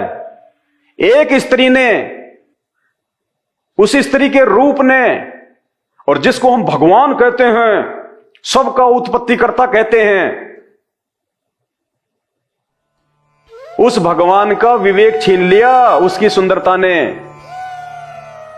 ये कहां तक के भगवान है? जो भगवान एक स्त्री के ऊपर आसक्त हो जाए वो भगवान नहीं, वो कामी पुरुष होता है। तो एक स्त्री ने भगवान की बुद्धि छीन ली। बस हमारे भगवानों के पास में इतनी ही पावर है कि एक स्त्री ने हमारे भगवान का विवेक छीन लिया, उसकी बुद्धि छीन ली। उसने शंकर जी का विवेक छीन लिया। वे उसके हाव भाव से कामातुर हो गए। कामातुर सेक्स के लिए तैयार हो गए, भावनाओं में बह गए। शुद्ध बुद्ध खो दी भगवान ने। कामातुर का क्या अर्थ होता है आप सब जानते हैं। वासनाग्रस्त हो गए भगवान, शुद्ध बुद्ध खो दी भगवान शंकर ने। कामातुर हो गए, संभोग करने के लिए तैयार हो गए, जबकि पास में खुद की पत्नी बैठी हुई है। क्या सोचा होगा माता सती ने, माता पार्वती ने? क्या इज्जत रही होगी भगवान शंकर की माता सती की नजरों में? खुद की औरत पास में बैठी हुई है और वे एक दूसरी औरत के ऊपर आसक्त हो गए, संभोग के लिए तैयार हो गए। उसके अलावा उनकी दृष्टि कहीं जा ही नहीं रही। उनका विवेक छिन गया। वो भूल गए कि यहां पे मेरी पत्नी भी बैठी हुई है। बस इतनी बुद्धि होती है भगवानों में। अरे इनसे ज्यादा बुद्धि तो एक आम व्यक्ति में होती है। वो भी ऐसी घटिया हरकत नहीं करता। उसको भी समाज का भय होता है, माता पिता का भय होता है कि कल को समाज मेरे विषय में क्या सोचेगा, क्या कहेगा। वो भी सोच समझ के काम करता है। और भगवान तो अपनी ही पत्नी और अपने ही जो सेवादार थे, जो गण थे, उनके सामने ही बेसुध हो गए। उसने शंकर जी का विवेक छीन लिया। वे उसके हाव भाव से कामातुर हो गए और भवानी के सामने ही लज्जा छोड़कर उसकी ओर चल पड़े। भगवानी यानी सती पार्वती भवानी के सामने, अपनी पत्नी के सामने ही लज्जा को छोड़ के, शर्म को छोड़ के और उसकी ओर चल पड़े, मोहिनी के पीछे चल पड़े, अपनी पत्नी को भी छोड़ के। भाइयों, मेरे ऊपर गुस्सा करने का या फिर क्रोध करने का कोई मतलब नहीं है। ये मेरे बाप दादाओं ने नहीं लिखे, ये वेद व्यास जी ने लिखे हैं। और आपके जो महाराज जी हैं, जो ये कथावाचक हैं, ये आपको दिन रात सुनाते हैं। गीता प्रेस गोरखपुर वालों ने इसको छापा है, उनके मोबाइल नंबर भी हैं, फोन नंबर भी हैं, ईमेल भी हैं, उनसे संपर्क करना कि अगर ये गलत है तो तुमने क्यों छापा। फिर वो आपको जवाब देंगे ये गलत है या सही है। आगे पढ़िए। मोहिनी वस्त्रहीन तो पहले ही हो चुकी थी, यानी नंगी तो पहले ही हो चुकी थी वो। शंकर जी को अपनी ओर आता देख बहुत लज्जित हो गई। वह एक वृक्ष से दूसरे वृक्ष की आड़ में जाकर छिप जाती और हंसने लगती, परंतु कहीं ठहरती न थी। भगवान शंकर की इंद्रियां अपने वश में नहीं रही। बताओ, ये भगवान है। भगवान शंकर की इंद्रियां अपने वश में नहीं रही, तो इनकी भक्ति करने से हमारी इंद्रियां कैसे वश में रहेंगी? कैसे हम एक अच्छे व्यक्ति बन सकते हैं, एक अच्छे साधक बन सकते हैं? जब एक औरत को देख के भगवान शंकर की भी इंद्रियां उनके काबू से बाहर हो गई, तो उस भगवान शंकर की भक्ति करने से हम जैसे 2 कोटि के आम व्यक्तियों की, आम भक्तों की इंद्रियां कैसे वश में रहेंगी? ये विचार करने की बात है। आप तो एक अच्छे इंसान भी नहीं बन सकते, क्योंकि हम जिसकी पूजा करते हैं उसके गुण और उसका चरित्र उस व्यक्ति ने अपने ऊपर धारण करना होता है कि मैं भी उनके जैसा बनूं। आज कौन माँ बाप चाहेगा अपने बच्चों को भगवान शंकर जी के जैसा बनाना? क्या चाहेगा कोई माँ बाप कि मेरा बच्चा मार्केट में जब जाए, स्कूल या कॉलेज में जाए, और यदि कोई सुंदर स्त्री या कोई बहन बेटी दिखाई दे तो उसके ऊपर आसक्त हो जाए, मोहित हो जाए? चाहेगा कोई माँ बाप? तो हम जिसकी पूजा करते हैं उसके गुण और उसका चरित्र ऑटोमेटिक हमारे अंदर समाहित हो जाता है। और इसी का यह नतीजा है कि आज समाज के अंदर माता बहनों का निकलना मुश्किल हो जाता है। बेचारी पूरे शरीर पे कपड़े पहन के निकलती हैं, फिर भी लोगों की जो कुदृष्टि है उससे वो जो है वो बच नहीं पाती। इन भगवानों की भक्ति करते करते, क्योंकि जिसकी भक्ति करेंगे उसके गुण, उसका स्वभाव ऑटोमेटिक उस भगत में आएगा। तो ये हमारे भगवानों का स्वभाव है, शंकर जी का, महादेव जिसको हम कहते हैं महादेव। भागवत में लिखा हुआ है जिसकी तुम कथा करते हो, और ये कथा करने से फिर तुम्हारा जो चरित्र है, तो तुम्हारे बच्चों का जो वो चरित्र है वो कहां से ठीक रहेगा?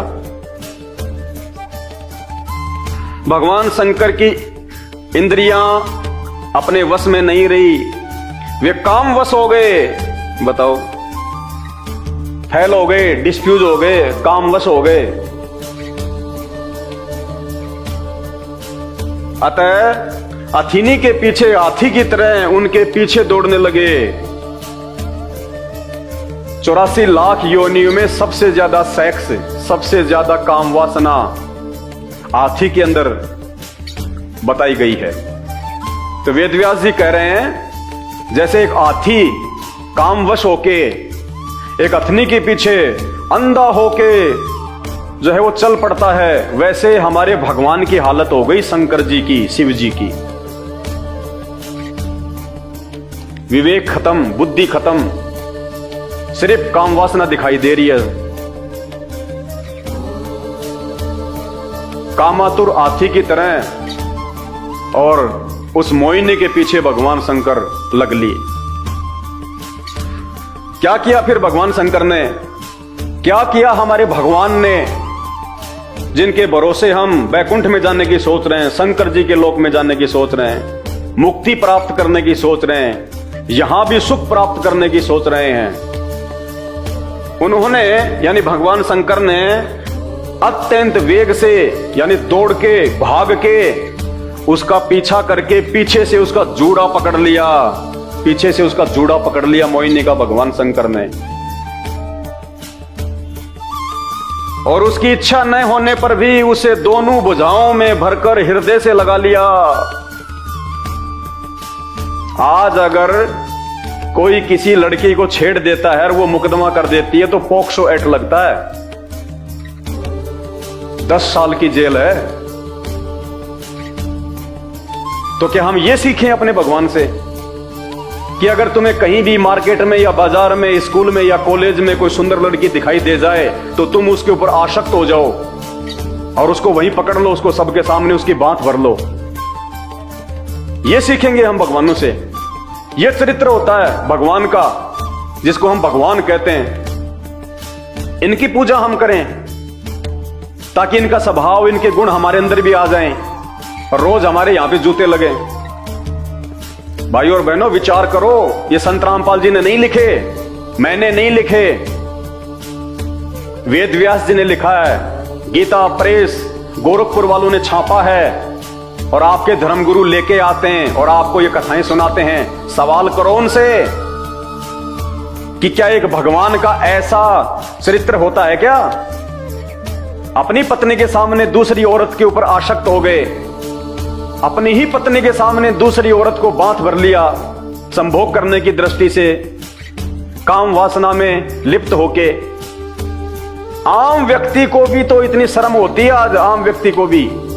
अगर कोई व्यक्ति अपनी औरत के साथ कहीं जा रहा है, चाहे कितनी सुंदर क्यों ना आ जाओ, वो व्यक्ति में भी इतनी कॉमन सेंस होती है, वो भी ऐसी नीच और गंदी हरकत नहीं करेगा जो हमारे भगवान कर रहे हैं।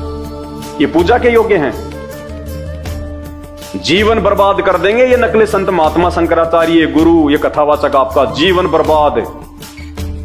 समय रहते संत रामपाल जी के सत्संग सुनना शुरू कर दो, ये मानव जीवन व्यर्थ हो जाएगा। वरना यूट्यूब पे जाके सर्च करो सृष्टि रचना संत रामपाल जी भगवान, अगर अपना जीवन बचाना चाहते हो तो। वरना इनकी पूजा करके इनके जैसे ही बनोगे, इनके जैसे ही आज समाज बन भी रहा है। बात बात पे झगड़ा, क्रोध, लड़ाई, ये काम वासना, माता बहनों को गंदी नजरों से देखना। अगर भगवान ऐसा करेगा तो भगत क्या करेगा? अरे गुरु अगर बैंगन खाएगा, चेले को कहेगा कि तू परहेज कर, तो वो कैसे करेगा? कभी नहीं कर सकता। तो आज शंकर के जो भगत हैं वो भी ऐसा ही करेंगे, ब्रह्मा विष्णु महेश के भगत हैं वो भी ऐसा ही करेंगे। आने वाले दिनों में आपको इन्हीं धर्म ग्रंथों से आपको ब्रह्मा जी का बताएंगे। अपनी ही बेटे को उन्होंने पीछे से बांध भर ली काम वासना में होके। चलो शंकर जी तो चलो कोई दूसरी औरत है, ब्रह्मा जी ने तो अपनी खुद की बेटी। भाई शर्म आती है इनको भगवान बोलते हुए। तो कौन है फिर वो भगवान जो ये सृष्टि चला रहा है? अगर शंकर जी अगर सृष्टि चला रहे हैं तो जिस समय मोहिनी का सुंदर रूप देख के शंकर जी का जो विवेक है वो छिन गया, तो शंकर जी को तो सुध बुध रही नहीं, तो सृष्टि कौन चला रहा था फिर उस समय? जब शंकर जी अपने होशो हौस में नहीं थे, शंकर जी को मालूम नहीं था कि क्या हो गया, उस समय कौन सृष्टि चला रहा था? वो भगवान कौन है जो इनसे भी ऊपर है, सबसे ऊपर है? उसकी जानकारी संत रामपाल जी ने दी है इन्हीं शास्त्रों में दिखा के। सत्संग सुन लेना यूट्यूब पे जाके, संत रामपाल जी भगवान के सत्संग सृष्टि रचना। भगवान शंकर ने यानी उन्होंने अत्यंत वेग से उनका पीछा करके पीछे से उनका जूड़ा पकड़ लिया और उसकी इच्छा न होने पर भी उसे दोनों भुजाओं में भरकर हृदय से लगा लिया। आपके घर पे आपका कोई दोस्त आ जाए और आपकी बहन को या आपकी औरत को देख के वो भगवान शंकर की तरह हो जाए और काम वासना के वशीभूत हो गए, सेक्स करने की इच्छा से अगर वो आपकी बहन का या आपकी औरत का यदि वो पीछे से जूड़ा पकड़ ले, उसको बांध भर ले, आप क्या करोगे? उसको खीर खिलाओगे? उसके लिए आप अच्छा सा मतलब बेड लगाओगे कि रात को आप आराम करो? उसी समय जूते मार मार के भगा दोगे आप कि नालायक इंसान, तुझे ये भी नहीं पता कि समाज में कैसे राज आता है। दूसरे की माँ बहन बेटियों को अपनी माँ बहन और बेटी की दृष्टि से जो है वो देखना चाहिए। नालायक इंसान, तुझे इतनी भी तमीज नहीं है। और भगवान की हम पूजा कर रहे हैं जो वही काम कर रहे हैं। उनके आगे हम अगरबत्ती कर रहे हैं, उनके हम फूल चढ़ा रहे हैं कि भगवान बहुत अच्छा, तुम करो, हम संभाल लेंगे, टेंशन ना लो आप। क्यों? क्योंकि आज तक हमारे को इन भगवानों का यह चरित्र इन्हीं शास्त्रों से इन नकलियों ने नहीं दिखाया। इन नकली शास्त्रियों ने, पंडितों ने, ब्राह्मणों ने, इन कथावाचकों ने, शंकराचार्यों ने हमारे को यह सच्चाई नहीं बताई। इन भगवानों की पार्ट 2, केवल पार्ट 1 पढ़ाया हमारे को। मीठी मीठी कथा कहानियां भिलनी राम की, सुदामा श्री कृष्ण जी की मीठी मीठी कहानी सुना सुना के दान पेटियां भरी। ये पार्ट 2 ये नहीं दिखाया, सच्चाई नहीं दिखाई, सिक्के का दूसरा पहलू नहीं दिखाया। क्योंकि ये अगर वो बता दें इन भगवानों के विषय में तो लोग इनको पूजना छोड़ दें और लोग सवाल करें कि ये तो भगवान हो नहीं सकते ऐसे काम करने वाले। भाई भगवान कौन है उसकी जानकारी दो, जो इन गंदे कर्मों से दूर होता है। अरे भगवान भी अगर ये संभोग करेगा, वासना में अगर वो लिप्त रहेगा, किसी भी माँ बहन बेटी को देख के अगर उसको पीछे से बात भर लेगा, वो भगवान काहे का? तो इनके पास कोई जवाब नहीं होता, क्योंकि इनको तत्व ज्ञान नहीं है। इन पंडितों को, इन कथावाचकों को, इनको सृष्टि रचना का नहीं पता। उसके लिए आपको केवल संत रामपाल जी के सत्संग सुनने पड़ेंगे यूट्यूब पे। सृष्टि रचना संत रामपाल जी भगवान, फिर देखना आपकी आंखें खुल जाएंगी, आंखें कि हे भगवान हमारा तो जीवन बर्बाद हो रहा था, भला हुआ जो समय रहते हमें संत रामपाल जी भगवान के बारे में पता चल गया। उन्होंने अत्यंत वेग से उनका पीछा करके पीछे से उनका जूड़ा पकड़ लिया और उसकी इच्छा न होने पर भी उसे दोनों भुजाओं में भरकर हृदय से लगा लिया। जैसे हाथी हथीनी का आलिंगन करता है, वैसे ही भगवान शंकर ने उसका आलिंगन किया। भगवान शंकर ने बांध भर के छाती से लगा के और जो है वो किस करने लग गए जबरदस्ती। आलिंगन का मतलब किस करना, काम वासना के वशीभूत होके। ये भी नहीं विचार किया कि मेरी पत्नी क्या कहेगी, मेरे बच्चे क्या कहेंगे। किन भगवानों को भगवान मान के भाई साहब हम मुक्ति सोच रहे हैं? ये आप और हमारे जैसे ही हैं। जैसे गांव का एक व्यक्ति 4 वोट लेके और वो मंत्री बन जाए तो उसके हाथ में पावर आ जाती है वो हमारे गांव का ही, हमारे जैसा ही है, बस वो शक्ति उसके हाथ में आ गई। तो ये भगवान शंकर, ब्रह्मा, विष्णु, महेश और देवता, ये भी इंसानी थे, ये भी 84 लाख योनियों में हैं। जब इनका कभी मानव जन्म हुआ था, इन्होंने कोई अच्छी भक्ति की थी, दान पुण्य इन्होंने ठीक ठाक किए थे, जिस कारण से वो भक्ति के प्रभाव से, वो बल से, वो पावर से आज इनको ये पोस्ट मिली हुई है। और जैसे इनकी भक्ति समाप्त होगी, ये भक्ति समाप्त करने के तो लक्षण ही है, जैसे इनकी भक्ति समाप्त होगी फिर ये यहीं आएंगे 84 लाख योनियों में। तो ये भी हमारे जैसे ही हैं। लेकिन ये चरित्र देखो, अगर भगवान का ऐसा चरित्र होगा तो भक्ति कौन करेगा? भाई कोई मूर्ख कर सकता है, समझदार व्यक्ति उसकी भक्ति नहीं करेगा जिसका ये चरित्र हो। ऐसे चरित्र वाले को तो लोग अपने जो है वो घर में भी नहीं घुसने दे, अपनी मां बहन बेटियों से दूर रखते हैं, और हम इनको भगवान मान के पूज रहे हैं। भाई विचार करने की बात है। जैसे हाथी हथीनी का आलिंगन करता है, वैसे ही भगवान शंकर ने उसका आलिंगन किया, किस करना शुरू कर दिया। वह इधर उधर खिसक कर छुड़ाने की चेष्टा करने लगी, वो बेचारी अपना बचाव करने लगी और भगवान ने जबरदस्ती पकड़ लिया। आज कोई जबरदस्ती करे तो कोर्ट उसको 10 साल की सजा कर देती है। इसी छीना झपटी में उनके सिर के बाल बिखर गए। वास्तव में वह सुंदरी भगवान की रची हुई माया थी। कौन थी वो सुंदरी? भगवान की रची हुई माया। तो फिर शंकर जी कौन थे? फिर शंकर जी कौन थे? जब वो मोहिनी भगवान की रची हुई माया थी तो फिर शंकर जी कौन थे? फिर शंकर जी तो भगवान हुए नहीं। जो शंकर जी किसी और भगवान की रची हुई माया पे आसक्त हो गए, तो वो भगवान कौन है भाई?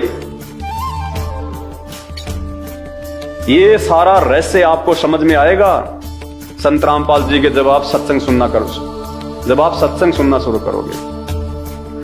वास्तव में वह सुंदरी भगवान की रची हुई माया थी। इससे उसने किसी प्रकार शंकर जी से भुजा पास से अपने को छुड़ा लिया। बड़ी मशक्कत करके बेचारी मोहिनी ने शंकर जी को अपनी भुजाओं से छुड़ा लिया। अब बताओ, ये तो समर्थ भी नहीं है। अरे यहां कोई पहलवान अगर किसी औरत को पकड़ ले तो वो छुड़ा नहीं सकती।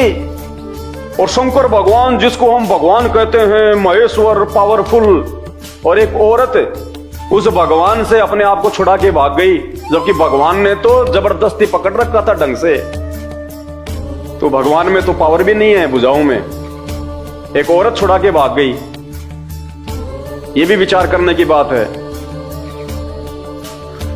इससे उसने किसी प्रकार शंकर जी के भुजा पास से अपने को छुड़ा लिया और बड़े वेग से भागी, बड़ी तेजी से भागी बेचारी अपनी इज्जत रक्षा के लिए।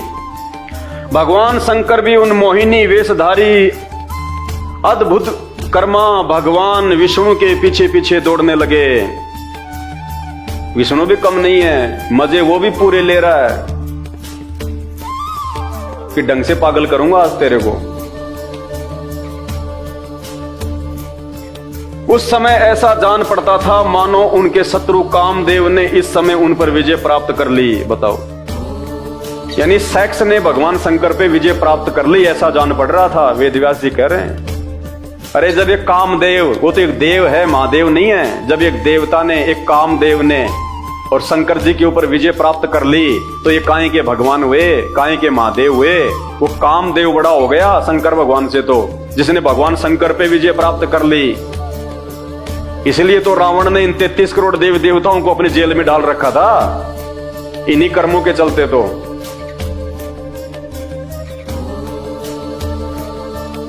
कामुक हथनी के पीछे दौड़ने वाले मदोन्नत हाथी के समान वे मोहिनी के पीछे पीछे दौड़ रहे थे। फिर भी भगवान पीछे पीछे हो लिए उसके। यद्यपि अब देखना पुण्यात्माओं, बोलते हुए भी हमें शर्म आएगी, इसलिए मैं हाथ जोड़ के विनती करता हूं, सुनने का प्रयास जरूर करो ताकि आपकी आंखें खुलें कि ऐसे ऐसे कर्म करने वाले भगवान नहीं हो सकते। आपको उस भगवान की आवश्यकता है, स्त्री जिसके आसपास भी नहीं होती, काम वासना जिसके आसपास भी नहीं होती, जिस भगवान के ऊपर ना कोई देव, ना महादेव, ना काम वासना कोई भी विजय प्राप्त ना कर सके। आज इस पूरी पृथ्वी पे वो भगवान, वो परमात्मा संत रामपाल जी हैं। जब तक आप उनका सत्संग नहीं सुनेंगे तब तक आप उनके जीवन के विषय में भी कुछ नहीं जान पाएंगे। भ्रमित करने वाले आपको बहुत करेंगे, लेकिन शास्त्रों में जो सच्चाई है, जो उन्होंने आज आके बताई है, ये भगवान के अलावा कोई दूसरा नहीं बता सकता। क्या किया फिर भगवान शंकर ने? भगवान शंकर का वीर्य अमोघ है, फिर भी मोहिनी की माया से वह संखलित हो गया। इससे घटिया और चरित्र नहीं हो सकता। लेखक कह रहा कि वैसे तो भगवान शंकर का जो वीर्य होता है वो बहुत ज्यादा वो पावरफुल है, अमोघ है, लेकिन उस मोहिनी के रूप को देख के भगवान शंकर का वीर्यपात हो गया। कपड़ों में जैसे रात्रि को सौपन दोष हो जाता है, जब रात्रि में ऐसा कोई सौपन आता है और आदमी का जब वीर्यपात हो जाता है, ये हालत हमारे भगवान की, शंकर जी की।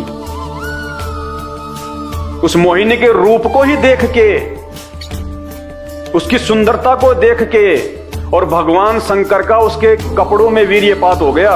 इतने कामातुर हो गए, इतने काम वासना में चले गए, ये भी नहीं ख्याल किया कि सामने मेरी औरत बैठी हुई है, मेरे बच्चे बैठे हुए हैं, मेरे गण बैठे हुए हैं। भला हो जिन्होंने ये शास्त्रों में सच्चाई लिख दी और आज आप और हमारी आंखें खोलने के लिए पर्याप्त है। अगर भगवान इतना ही कमजोर है तो कहां से मुक्ति कर देगा हमारी? अरे ये भागवत सुनने से आपके अंदर काम वासना जागेगी या फिर कोई भक्ति के प्रति आपकी रुचि बनेगी? अगर ये चरित्र पढ़ेंगे तो क्या होगा? आप कहोगे अपने बच्चों को कि तुम्हारे को भगवान शंकर के जैसा बनना चाहिए। कोई माँ बाप नहीं चाहेगा कि मेरा बेटा भगवान शंकर के जैसा बने। ये हालत है। अरे 5 किलो देसी घी का किसी ने हलवा बनाया, हलवा तो बहुत अच्छी चीज होती है, सब कोई जो है खाने की इच्छा होती है, और उसमें एक बूंद यदि कोई जहर की डाल दे, कोई खाएगा उसको? कोई नहीं खाएगा। कोई मूर्ख खाएगा या कोई बिल्कुल जो पागल होगा वो खाएगा, जिसको जहर का नहीं पता। तो ये चाहे कितने अच्छे हों भगवान शंकर, लेकिन एक चरित्र दाग लगा देता है, दाग। भाई और बहनों, विचार करो इन बातों पे। इन संतों ने, महंतों ने, इन पंडितों ने, इन शंकराचार्यों ने, इन भागवत के कथाकारों ने आप और हमारे को कहां मूर्ख बना रखा है। सिर्फ दान दक्षिणा के लिए आप लोगों तक ये सच्चाई नहीं पहुंचाई जा रही। धन्यवाद करो संत रामपाल जी भगवान का, जो सन 1994 से इन शास्त्रों को टीवी चैनलों पे दिखा दिखा के सच्चाई बता रहे हैं, और लाखों की संख्या में भगत आत्माओं ने अपना जीवन धन्य बना लिया। जीवन धन्य। मर्यादाओं के बिना भक्ति नहीं होती, नियमों के बिना भक्ति नहीं होती। जैसे किसी को कोई कैंसर का रोग है, डॉक्टर के पास जाएगा, डॉक्टर ऑपरेशन कर देगा और फिर उसको कुछ परहेज बताएगा। जब तक वो परहेज नहीं निभाएगा उसका इलाज संभव नहीं है, वो स्वस्थ नहीं हो सकता। ठीक इसी प्रकार जो भक्ति होती है उसके नियम होते हैं, मर्यादा होती है, जिनमें एक मर्यादा है दूसरे की मां बहन बेटे को अपनी मां बहन की नजर से देखना। ये नियम है भक्ति का। तो काहे की भक्ति है? शंकर जी तो खुद ही नियम तोड़ रहे हैं, इनके भक्तों पे कहां होगा असर? अरे मैं खाऊं गुड़ और दूसरों को कहूं भैया गुड़ नहीं खाना चाहिए, पेट में कीड़े पड़ जाएंगे, कहां से मेरे शब्द काम करेंगे? नहीं करेंगे। तो शंकर जी का ये चरित्र है तो उनके भक्तों का क्या होगा? कहां जाएंगे उनके भगत? इसलिए तो हम मरने के बाद में उनके श्राद्ध निकालते हैं, क्योंकि भूत बनते हैं सब भूत। ये पूर्ण परमात्मा नहीं है, पूर्ण भगवान नहीं है, सृष्टि का रचनहार नहीं है, ये महादेव नहीं है। ये तो आम इंसान का भी ऐसा नहीं होता है चरित्र। अगर गांव में कोई इंसान अगर सरेआम ऐसा कर दे, उस आदमी को गांव से बाहर निकाल दिया जाता है मुंह काला करके। और शंकर जी की हम घर में मूर्ति लगा के, फोटो लगा के हम इनके आगे अगरबत्ती कर रहे हैं, दिया जला रहे हैं, भगवान मान रहे हैं। भाई हमारी बुद्धि बिल्कुल फेल हो चुकी है, हमें पता ही नहीं फिर कौन भक्ति है और क्या भगवान है। देखा देखी में चल रहे हैं, भेड़ चाल में। जिसने जो बता दिया वो ही पूज लो, अंत में रोगे पछताओगे। जब ये शरीर छूटेगा ना, भगवान हिसाब मांगेगा वहां। वो पूर्ण परमात्मा जो इन सब के ऊपर है, जिसकी जानकारी संत रामपाल जी ने दी है और दुनिया में किसी के पास नहीं है, वो हिसाब मांगेगा एक एक श्वास का, कि बेटा इस श्वास से मैंने तेरे को पूर्ण गुरु से नाम लेके और सही मंत्र जाप करने के लिए दी थी, हिसाब दे। क्या हिसाब दोगे? उस समय ये शंकर जी नहीं आएंगे बचाने, ब्रह्मा विष्णु जी नहीं आएंगे, देव देवता नहीं आएंगे, खुद के कर्म खुद ने भोगने पड़ेंगे। तुम्हारे ये गुरुजन नहीं आएंगे, ये कथा कहने वाले, ये खुद उस समय आपको नरक में पड़े हुए मिलेंगे। विचार करो, अभी समय है। जब तक आप जीवित हैं तब तक समय है आपके पास में। एक बार शरीर छूट गया ना, कोई धनी नहीं है फिर। भगवान शंकर का वीर्य अमोघ है, फिर भी मोहिनी की माया से वह संकलित हो गया। भगवान शंकर का वीर्य पृथ्वी पर जहां जहां गिरा वहां सोने चांदी की खाने बन गई, और उसको तुम अपने कानों में, नाक में, अपने गले में तुम सजा के घूम रहे हो। शर्म की बात है ये। तो ये चरित्र है हमारे भगवानों का। क्या भक्ति करें, कैसे दुनिया का भला होगा? तभी तो हर आदमी की नजर आजकल गंदी हो रखी है। अपनी मां बहन बेटियों को कोई सरेआम नहीं बाहर भेजता मार्केट में अकेला, सब राक्षस बैठे हुए हैं। 5-5 साल की बच्चियों के बलात्कार हो जाते हैं। भाई जब भगवान ऐसा करेंगे तो फिर उसके भगत क्या करेंगे? आम व्यक्ति क्या करेगा? समाज कैसे सुधरेगा? अगर इनका ये चरित्र है तो ये कथाकारों का क्या चरित्र होगा? उनके उजले उजले कपड़ों को देख के मत जाना, अंदर से क्या है वो। जब उनके इष्ट देव का ये चरित्र है तो उनके इष्ट देव की वो कथा करने वालों का क्या चरित्र होगा, क्या उनका स्वभाव होगा? कॉमन सेंस की बात है। दिखने में तो शंकर जी भी बहुत अच्छे लगते हैं, लेकिन पर्दे के पीछे क्या खेल है इस चीज को समझो, अपना जीवन बर्बाद होने से बचाओ भाई और बहनों। ये कोई झूठ नहीं है, पाखंड नहीं है। ये शास्त्र सबके घरों में रखे हुए हैं, नहीं है तो मार्केट से ले आना। श्री भागवत सुधा सागर 12वां अध्याय 8वां स्कंद पेज नंबर 549 से 552 पढ़ लेना। झुठला नहीं सकता कोई।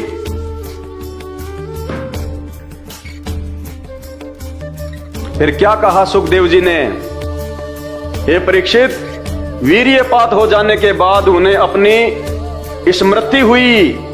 उन्होंने देखा कि अरे भगवान की माया तो मुझे खूब छकाया। कहते हैं वो वीर्यपात होने के बाद में भगवान का जो बुद्धि थी, जो विवेक थी, वापस उनके खोपड़ी में आई और उन्होंने कहा कि अरे ये क्या कर दिया मैंने, ओ हो, भगवान ने तो मुझे बड़ा मूर्ख बनाया। अरे वीर्यपात होने के बाद तो आम व्यक्ति की बुद्धि भी ठिकाने आ जाती है, तो भगवान की आ गई तो जो है कौन सी बड़ी बात हो गई। यहां काम वासना में आदमी जो है दूसरे की औरतों का बलात्कार कर देते हैं जबरदस्ती। बलात्कार के मुकदमे बहुत हो रहे हैं। वो कर तो देते हैं बलात्कार, लेकिन वो बलात्कार होने के बाद में फिर उनकी बुद्धि ठिकाने आ जाती है जब पुलिस के डंडे पड़ते हैं, जब उनको जेल होती है तब। फिर तो इंसानों की भी आ जाती है बुद्धि ठिकाने। कहते हैं फिर बाद में भगवान की स्मृति वापस आ गई। वो पहले कहां चली गई थी, ब्रह्मांड में चली गई थी। वो भगवान ही था तो भगवान की बुद्धि कहां चली गई, और जिसकी बुद्धि जिसकी खोपड़ी से बाहर चली गई वो भगवान कहां हुआ फिर। तो विचार करो भाइयों, जागो। ये शास्त्र और ये शिक्षा, आज से पहले ये शास्त्र हिंदी में अनुवादित नहीं थे। आज से पहले एक ब्राह्मणों के अलावा दूसरों को शिक्षा ग्रहण करने का अधिकार नहीं था। ये उस पूर्ण परमात्मा की हमारे ऊपर मेहर हुई है, जो मालिक ने हमारे को पढ़ाया लिखाया और ये शास्त्रों का हर भाषा में अनुवाद कर दिया, ताकि आज कोई भी धर्मगुरु हमारे को मूर्ख नहीं बना सके इन शास्त्रों को सुना के।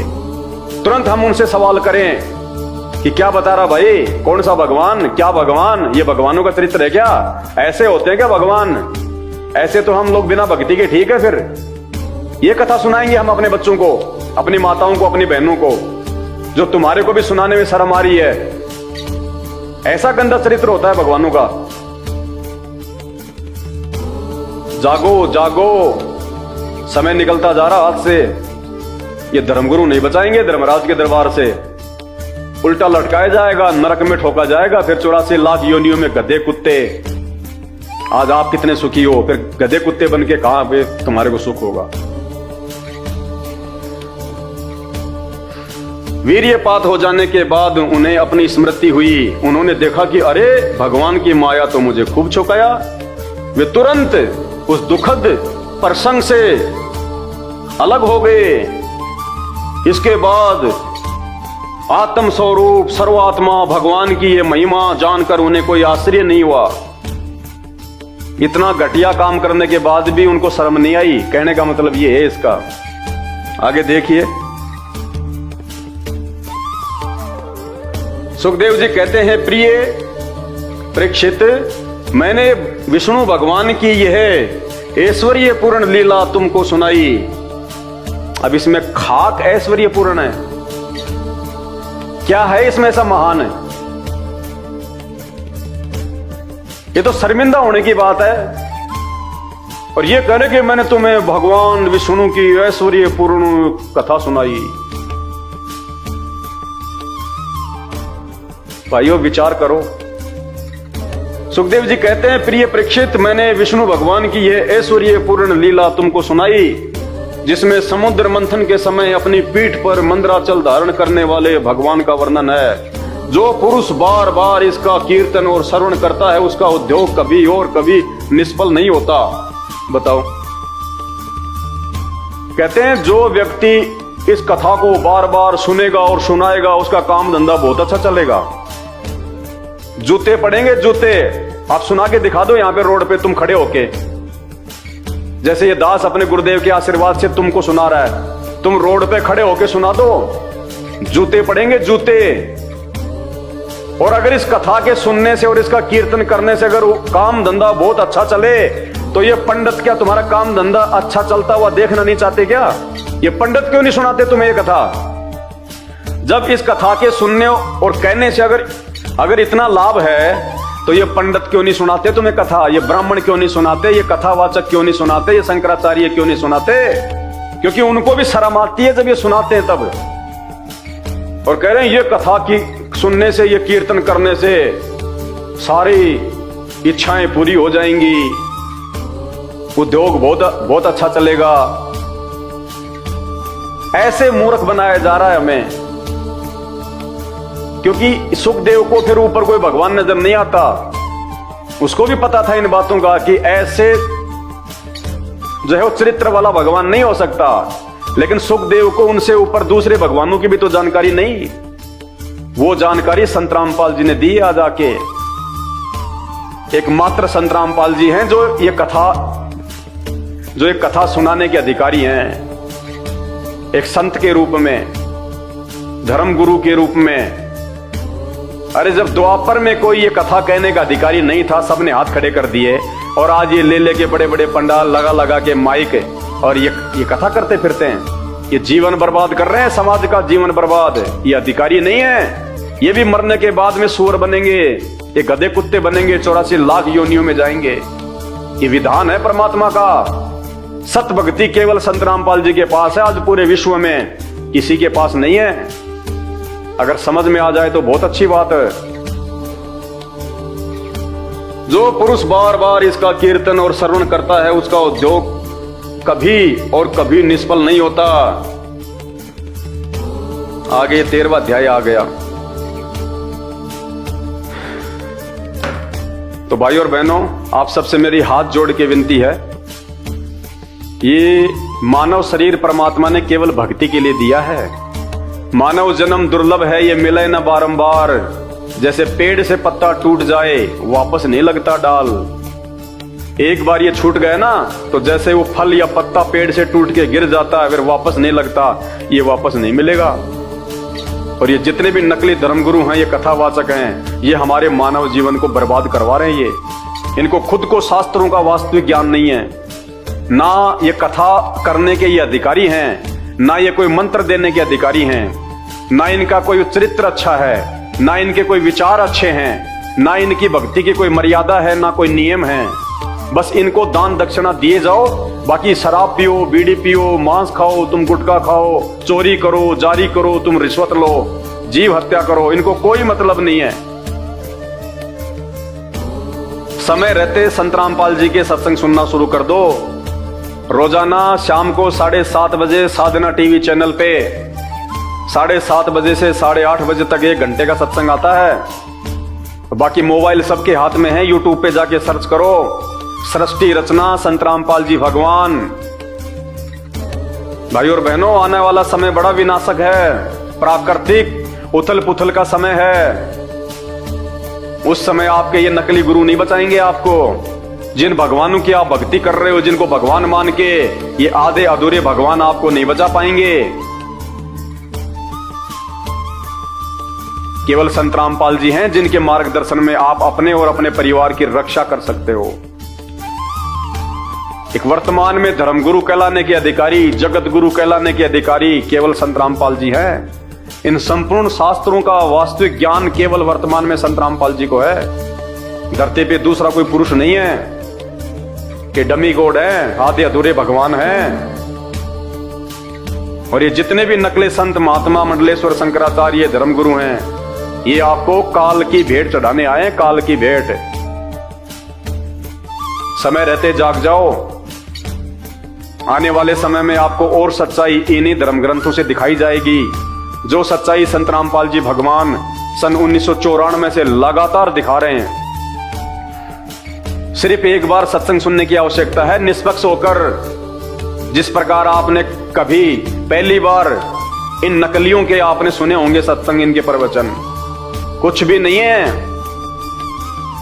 जिसने संत रामपाल जी के प्रवचन सुन लिए निष्पक्ष होकर, धैर्य के साथ, और समझने का प्रयास किया कि वास्तव में इन धर्म ग्रंथों में क्या लिखा हुआ है और हम क्या साधना कर रहे हैं, हमसे किनको भगवान मनवा के पूजा करवाई जा रही है, और वास्तव में वो एक भगवान कौन है। सभी धर्मों की संत रामपाल जी ने पुस्तकें दिखा के उन धर्मों के अंदर फैले हुए पाखंड को उजागर किया है। चाहे हिंदू धर्म हो, चाहे मुसलमान धर्म हो, चाहे सिख हो, चाहे ईसाई हो, चाहे जैन हो, चाहे बौद्ध हो, सिर्फ यूट्यूब पे जाके एक बार सत्संग सुनने की आवश्यकता है, वरना अंत में आपके पास में पछताने के अलावा दूसरा कोई चारा नहीं रहेगा। ये ब्रह्मा विष्णु महेश और ये 33 करोड़ देवी देवता, ये आधे अधूरे भगवान हैं, इसीलिए तो हर व्यक्ति इनका मजाक उड़ा देता है। एक वीडियो देखिएगा जिसमें एक संत हैं, अपने आप को वो सनातनी कह रहे हैं, परिवाजक कह रहे हैं, संत का चोला धारण कर रखा है, शंकराचार्य जी की तरह भगवा धारण कर रखा है। और आजकल जो बागेश्वर नाम से कोई संत है जो हनुमान जी का उपासक है, वो चैलेंज कर रहा है, आप ही का भाई सनातनी, वो चैलेंज कर रहा है कि मैं चैलेंज करता हूं बागेश्वर धाम के धीरेन्द्र शास्त्री को और उसके भगवान हनुमान को, अगर उनमें कोई पावर है तो मेरा सामना करो। वो कह रहा है कि वो पाखंड है सब, हनुमान जी के नाम पे जो भी कुछ वो कर रहा है वो पाखंड है सरासर, और हम पाखंड का समर्थन नहीं करते। और अंत में वो चैलेंज कर रहा है धीरेन्द्र शास्त्री और हनुमान को कि हनुमान अगर है, अगर कोई सिद्धि है तो आओ मेरे सामने, मैं उसको चैलेंज करता हूं। सुनिए वीडियो। पाखंडियों को छोड़ो, ये बाबा कहाँ से आ गया यहाँ?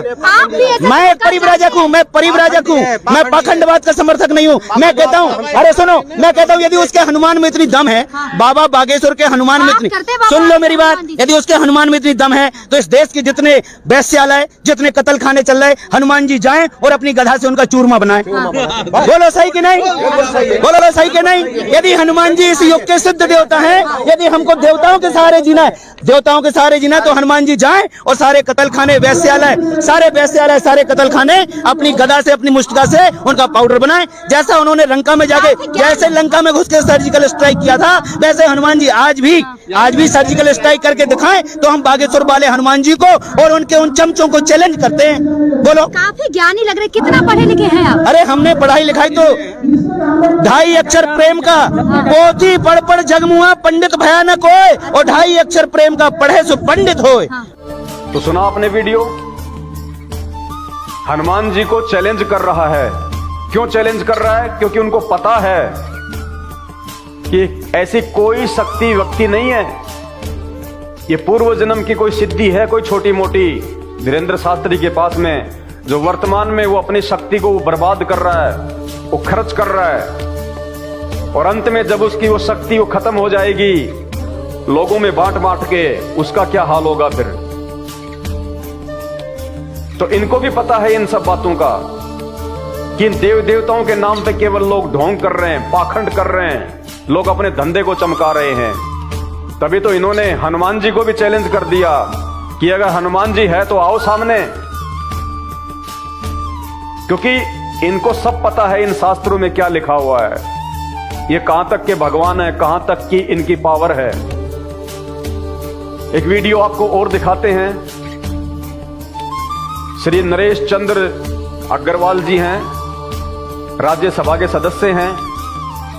वो राज्यसभा में जहां पे देश के नेता लोग बैठे होते हैं, जहां पे बुद्धिजीवी लोग बैठे होते हैं, उन सब के सामने वो एक श्लोक बोल के आपके देवी देवताओं का, आपके भगवानों का, जिनको आप भगवान विष्णु मान के पूज रहे हैं, हनुमान जी मान के पूज रहे हैं, उनका मजाक उड़ा रहे हैं, और उनके साथी तालियां बजा रहे हैं, हंस रहे हैं। वो कहते हैं कि विस्की में विष्णु बसे, विस्की शराब, उसमें कौन बसता है? विष्णु भगवान, जिसको आप भगवान मानते, जिसकी पूजा करते हैं। विस्की में विष्णु बसे, रम में बसे श्री राम। रम के अंदर जो आर्मी में मिलती थी पहले रम की बोतल, उसमें कौन बसते हैं? आपके श्री राम, जिनके नाम पे आप देश को हिंदू राष्ट्र घोषित करना चाहते हैं, सनातन का नारा लगाते हैं, घर घर में जिनकी पूजा करते हैं आप, कहते हैं वो तो दारू में बसते हैं, रम में। विस्की में विष्णु बसे, रम में बसे श्री राम, जिनमें माता जानकी, माता जानकी, सीता जी को कहां बताया उन्होंने? जिन, जो कि एक शराब आती है। जिनमें बसे माता जानकी, और ठर्रे में हनुमान, देसी पौवा आता ठर्रा, कहते हैं उसमें हनुमान जी बसते हैं। बोलो सियावर रामचंद्र की जय। सुनिए भाई साहब का वीडियो। मैंने तो इतना भी कुछ नहीं कहा, संत रामपाल जी ने तो ऐसा भी नहीं कहा कुछ उन्होंने। मेरे गुरुदेव भगवान ने तो केवल वो सच्चाई बताई है जो इन शास्त्रों में लिखी हुई है। इसको सुन के भी अगर किसी धर्मगुरु के अगर पेट में दर्द होता है तो भाई ये तो उसकी कमजोरी है। ये सच्चाई तो आज नहीं तो कल ये तो समाज के सामने आएगी। भगवान धरती पे आया हुआ है तो तुम्हारे पाखंड का पर्दाफाश होगा। तुमने जो पूर्वजों को ये भूत पूजा करवा करवा के, ये भागवत सुना सुना के जो तुमने लोगों को भूत बनवा दिया, आज उनके श्राद्ध निकलवाते हो। फिर डबल कमाई, पहले तो भागवत के नाम पे कमाई, फिर मरने के बाद में श्राद्ध के नाम पे कमाई, कर्मकांड के नाम पे कमाई। अब इस पाखंड से पर्दा उठेगा हर धर्म का। धीरे धीरे दूसरे धर्मों में फैले हुए पाखंड का भी वीडियो बनेगा। हमारा मकसद केवल समाज को सत्यता से रूबरू करवाना है। आप जैसे कथावाचक पंडित मौलवी जो दुनिया को भ्रमित कर रहे हैं अपने धंधे के लिए, सबका पाखंड उजागर होगा। परमात्मा धरती पे है, अब तुम छुपने वाले नहीं हो। तुम्हारी दुकानें बहुत चल चुकी हैं, अब नहीं चलेंगी। तो सुनिए भाई साहब का वीडियो और उसके बाद विचार करना कि आपके भगवानों की समाज में कहां तक इज्जत है। विस्की में विष्णु बसे, रम में बसे श्री राम, और जिन में माता जानकी, और ठर्रे में हनुमान। क्योंकि इन भगवानों का जो है वो चरित्र शास्त्रों में है। इसलिए श्रीमान नरेश चंद्र अग्रवाल जी को भी बोलने में कोई शर्म नहीं आई, क्योंकि उनको पता है, उन्होंने कहीं से पढ़ लिए होंगे शास्त्र, किसी ने बता दिया होगा कि ये कहां तक के भगवान हैं, क्या इनका जो है वो चरित्र है। तो उनको भी बोलने में कोई शर्म नहीं आई और पूरा देश उनका समर्थन कर रहा है। राज्यसभा में जितने भी लोग बैठे हुए हैं जो उनकी बातों पे तालियां बजा रहे हैं, हंस रहे हैं, तो उनका समर्थन कर रहे हैं। तो ये सच्चाई है भगवानों की। सुनिए पहले उनका वीडियो। विस्की में विष्णु बसे, विस्की में विष्णु बसे, रम में श्री राम, जिनमें माता जानकी, और ठर्रे में हनुमान, सियावर रामचंद्र की जय। जबकि मैंने तो अपने गुरुदेव भगवान के आशीर्वाद से आपको वो सच्चाई बताई है जिसको कोई झुठला नहीं सकता। इन भगवानों का जो चरित्र है वो इन्हीं शास्त्रों में लिखा हुआ है। आपको सिर्फ दर्शन करवाए हैं कि महापुरुषों अंधे होके मत चलो। अंधविश्वास करना है तो पहले किसी भी चीज को जांच के, सोच समझ के, परख के करो, किसी के कहने मात्र से नहीं। दाढ़ी में लगा के कोई काला तेल और बढ़ा के बाल और बैठ जाए भागवत की कथा करने, उसको पूर्ण ज्ञानी मान के अपने आप को समर्पित मत करो। आप खुद भी आंखें खोलो, ये आपके जीवन का फैसला है। कल को जो सजा मिलेगी वो आपको मिलेगी धर्मराज के दरबार में। वो अपनी भोगेगा, तुम अपनी भोगोगे, बचाने कोई नहीं आएगा। तो भक्ति का जो विधान है, भक्ति का जो संविधान है कि कौन भगवान है, क्या भक्ति है, भगवान कहाँ है, वो कैसा है, उसके गुण क्या हैं, उसका चरित्र क्या है, सभी भगवानों का इन्हीं शास्त्रों में लिखा हुआ है। गीता, वेद, कुरान, पुराण, बाइबल, 6 शास्त्र। और ये सारे शास्त्र आज संत रामपाल जी पढ़ा रहे हैं, उंगली रख रख के आप लोगों को जगा रहे हैं। जो आप इन नकली ज्ञानहीन धर्म गुरुओं के पीछे अपना जीवन बर्बाद कर रहे हो, तो जागो भाई बहनों, जागो। समय बहुत कम है, पछताने के अलावा फिर कुछ नहीं मिलेगा। आपका सौभाग्य है जो आपको ये जानकारियां मिल रही हैं। ये जानकारियां कोई नहीं बताएगा, या तो संत रामपाल जी बता सकते हैं, या फिर उनके ज्ञान से जो परिचित हो जाएगा वो बता सकता है। हर किसी की औकात और हिम्मत नहीं है ये सच्चाई बताने की। ये महान परोपकार का कार्य है, वरना गधे, कुत्ते, सुअर तो बनना ही है जो आप अपने आसपास देखते हो। ये कहां से आ गए? ये वो ही हैं जो कभी मानव शरीर में थे आप और हमारी तरह, लेकिन भक्ति नहीं की, और की तो ये नकली संतों के पीछे लगे रहे। और आज उनकी दुर्गतियां हो रही हैं, दुर्गतियां। तो विचार करो इन सब बातों पे और समय रहते संत रामपाल जी की शरण में आ जाओ। उससे पहले उनके सत्संग सुनो, अच्छे से समझो, पहले अध्यात्म को पहचानो, पहले भगवान कौन है। आज तक तुम्हें ये नकली धर्मगुरु ये नहीं बता सके कि एक भगवान कौन है, एक परमात्मा नहीं बता सके तुम्हें शास्त्रों से निकाल के। तुम्हारे को भूत भैरव की पूजा करवा दी, देवी देवताओं की जो है वो पूजा करवा दी, जिनको रावण ने अपनी जेल में डाल रखा था, वो तुम्हारा कहां से मोक्ष कर देंगे। विचार करो इन बातों पे। तो हाथ जोड़ के विनती है, मैं केवल आपको समझा सकता हूं, आपसे विनती कर सकता हूं, मानना या ना मानना ये आपके अपने बुद्धि विवेक के ऊपर है। वीडियो को ज्यादा से ज्यादा शेयर करें। बंदी छोड़ सतगुरु रामपाल जी भगवान की जय हो।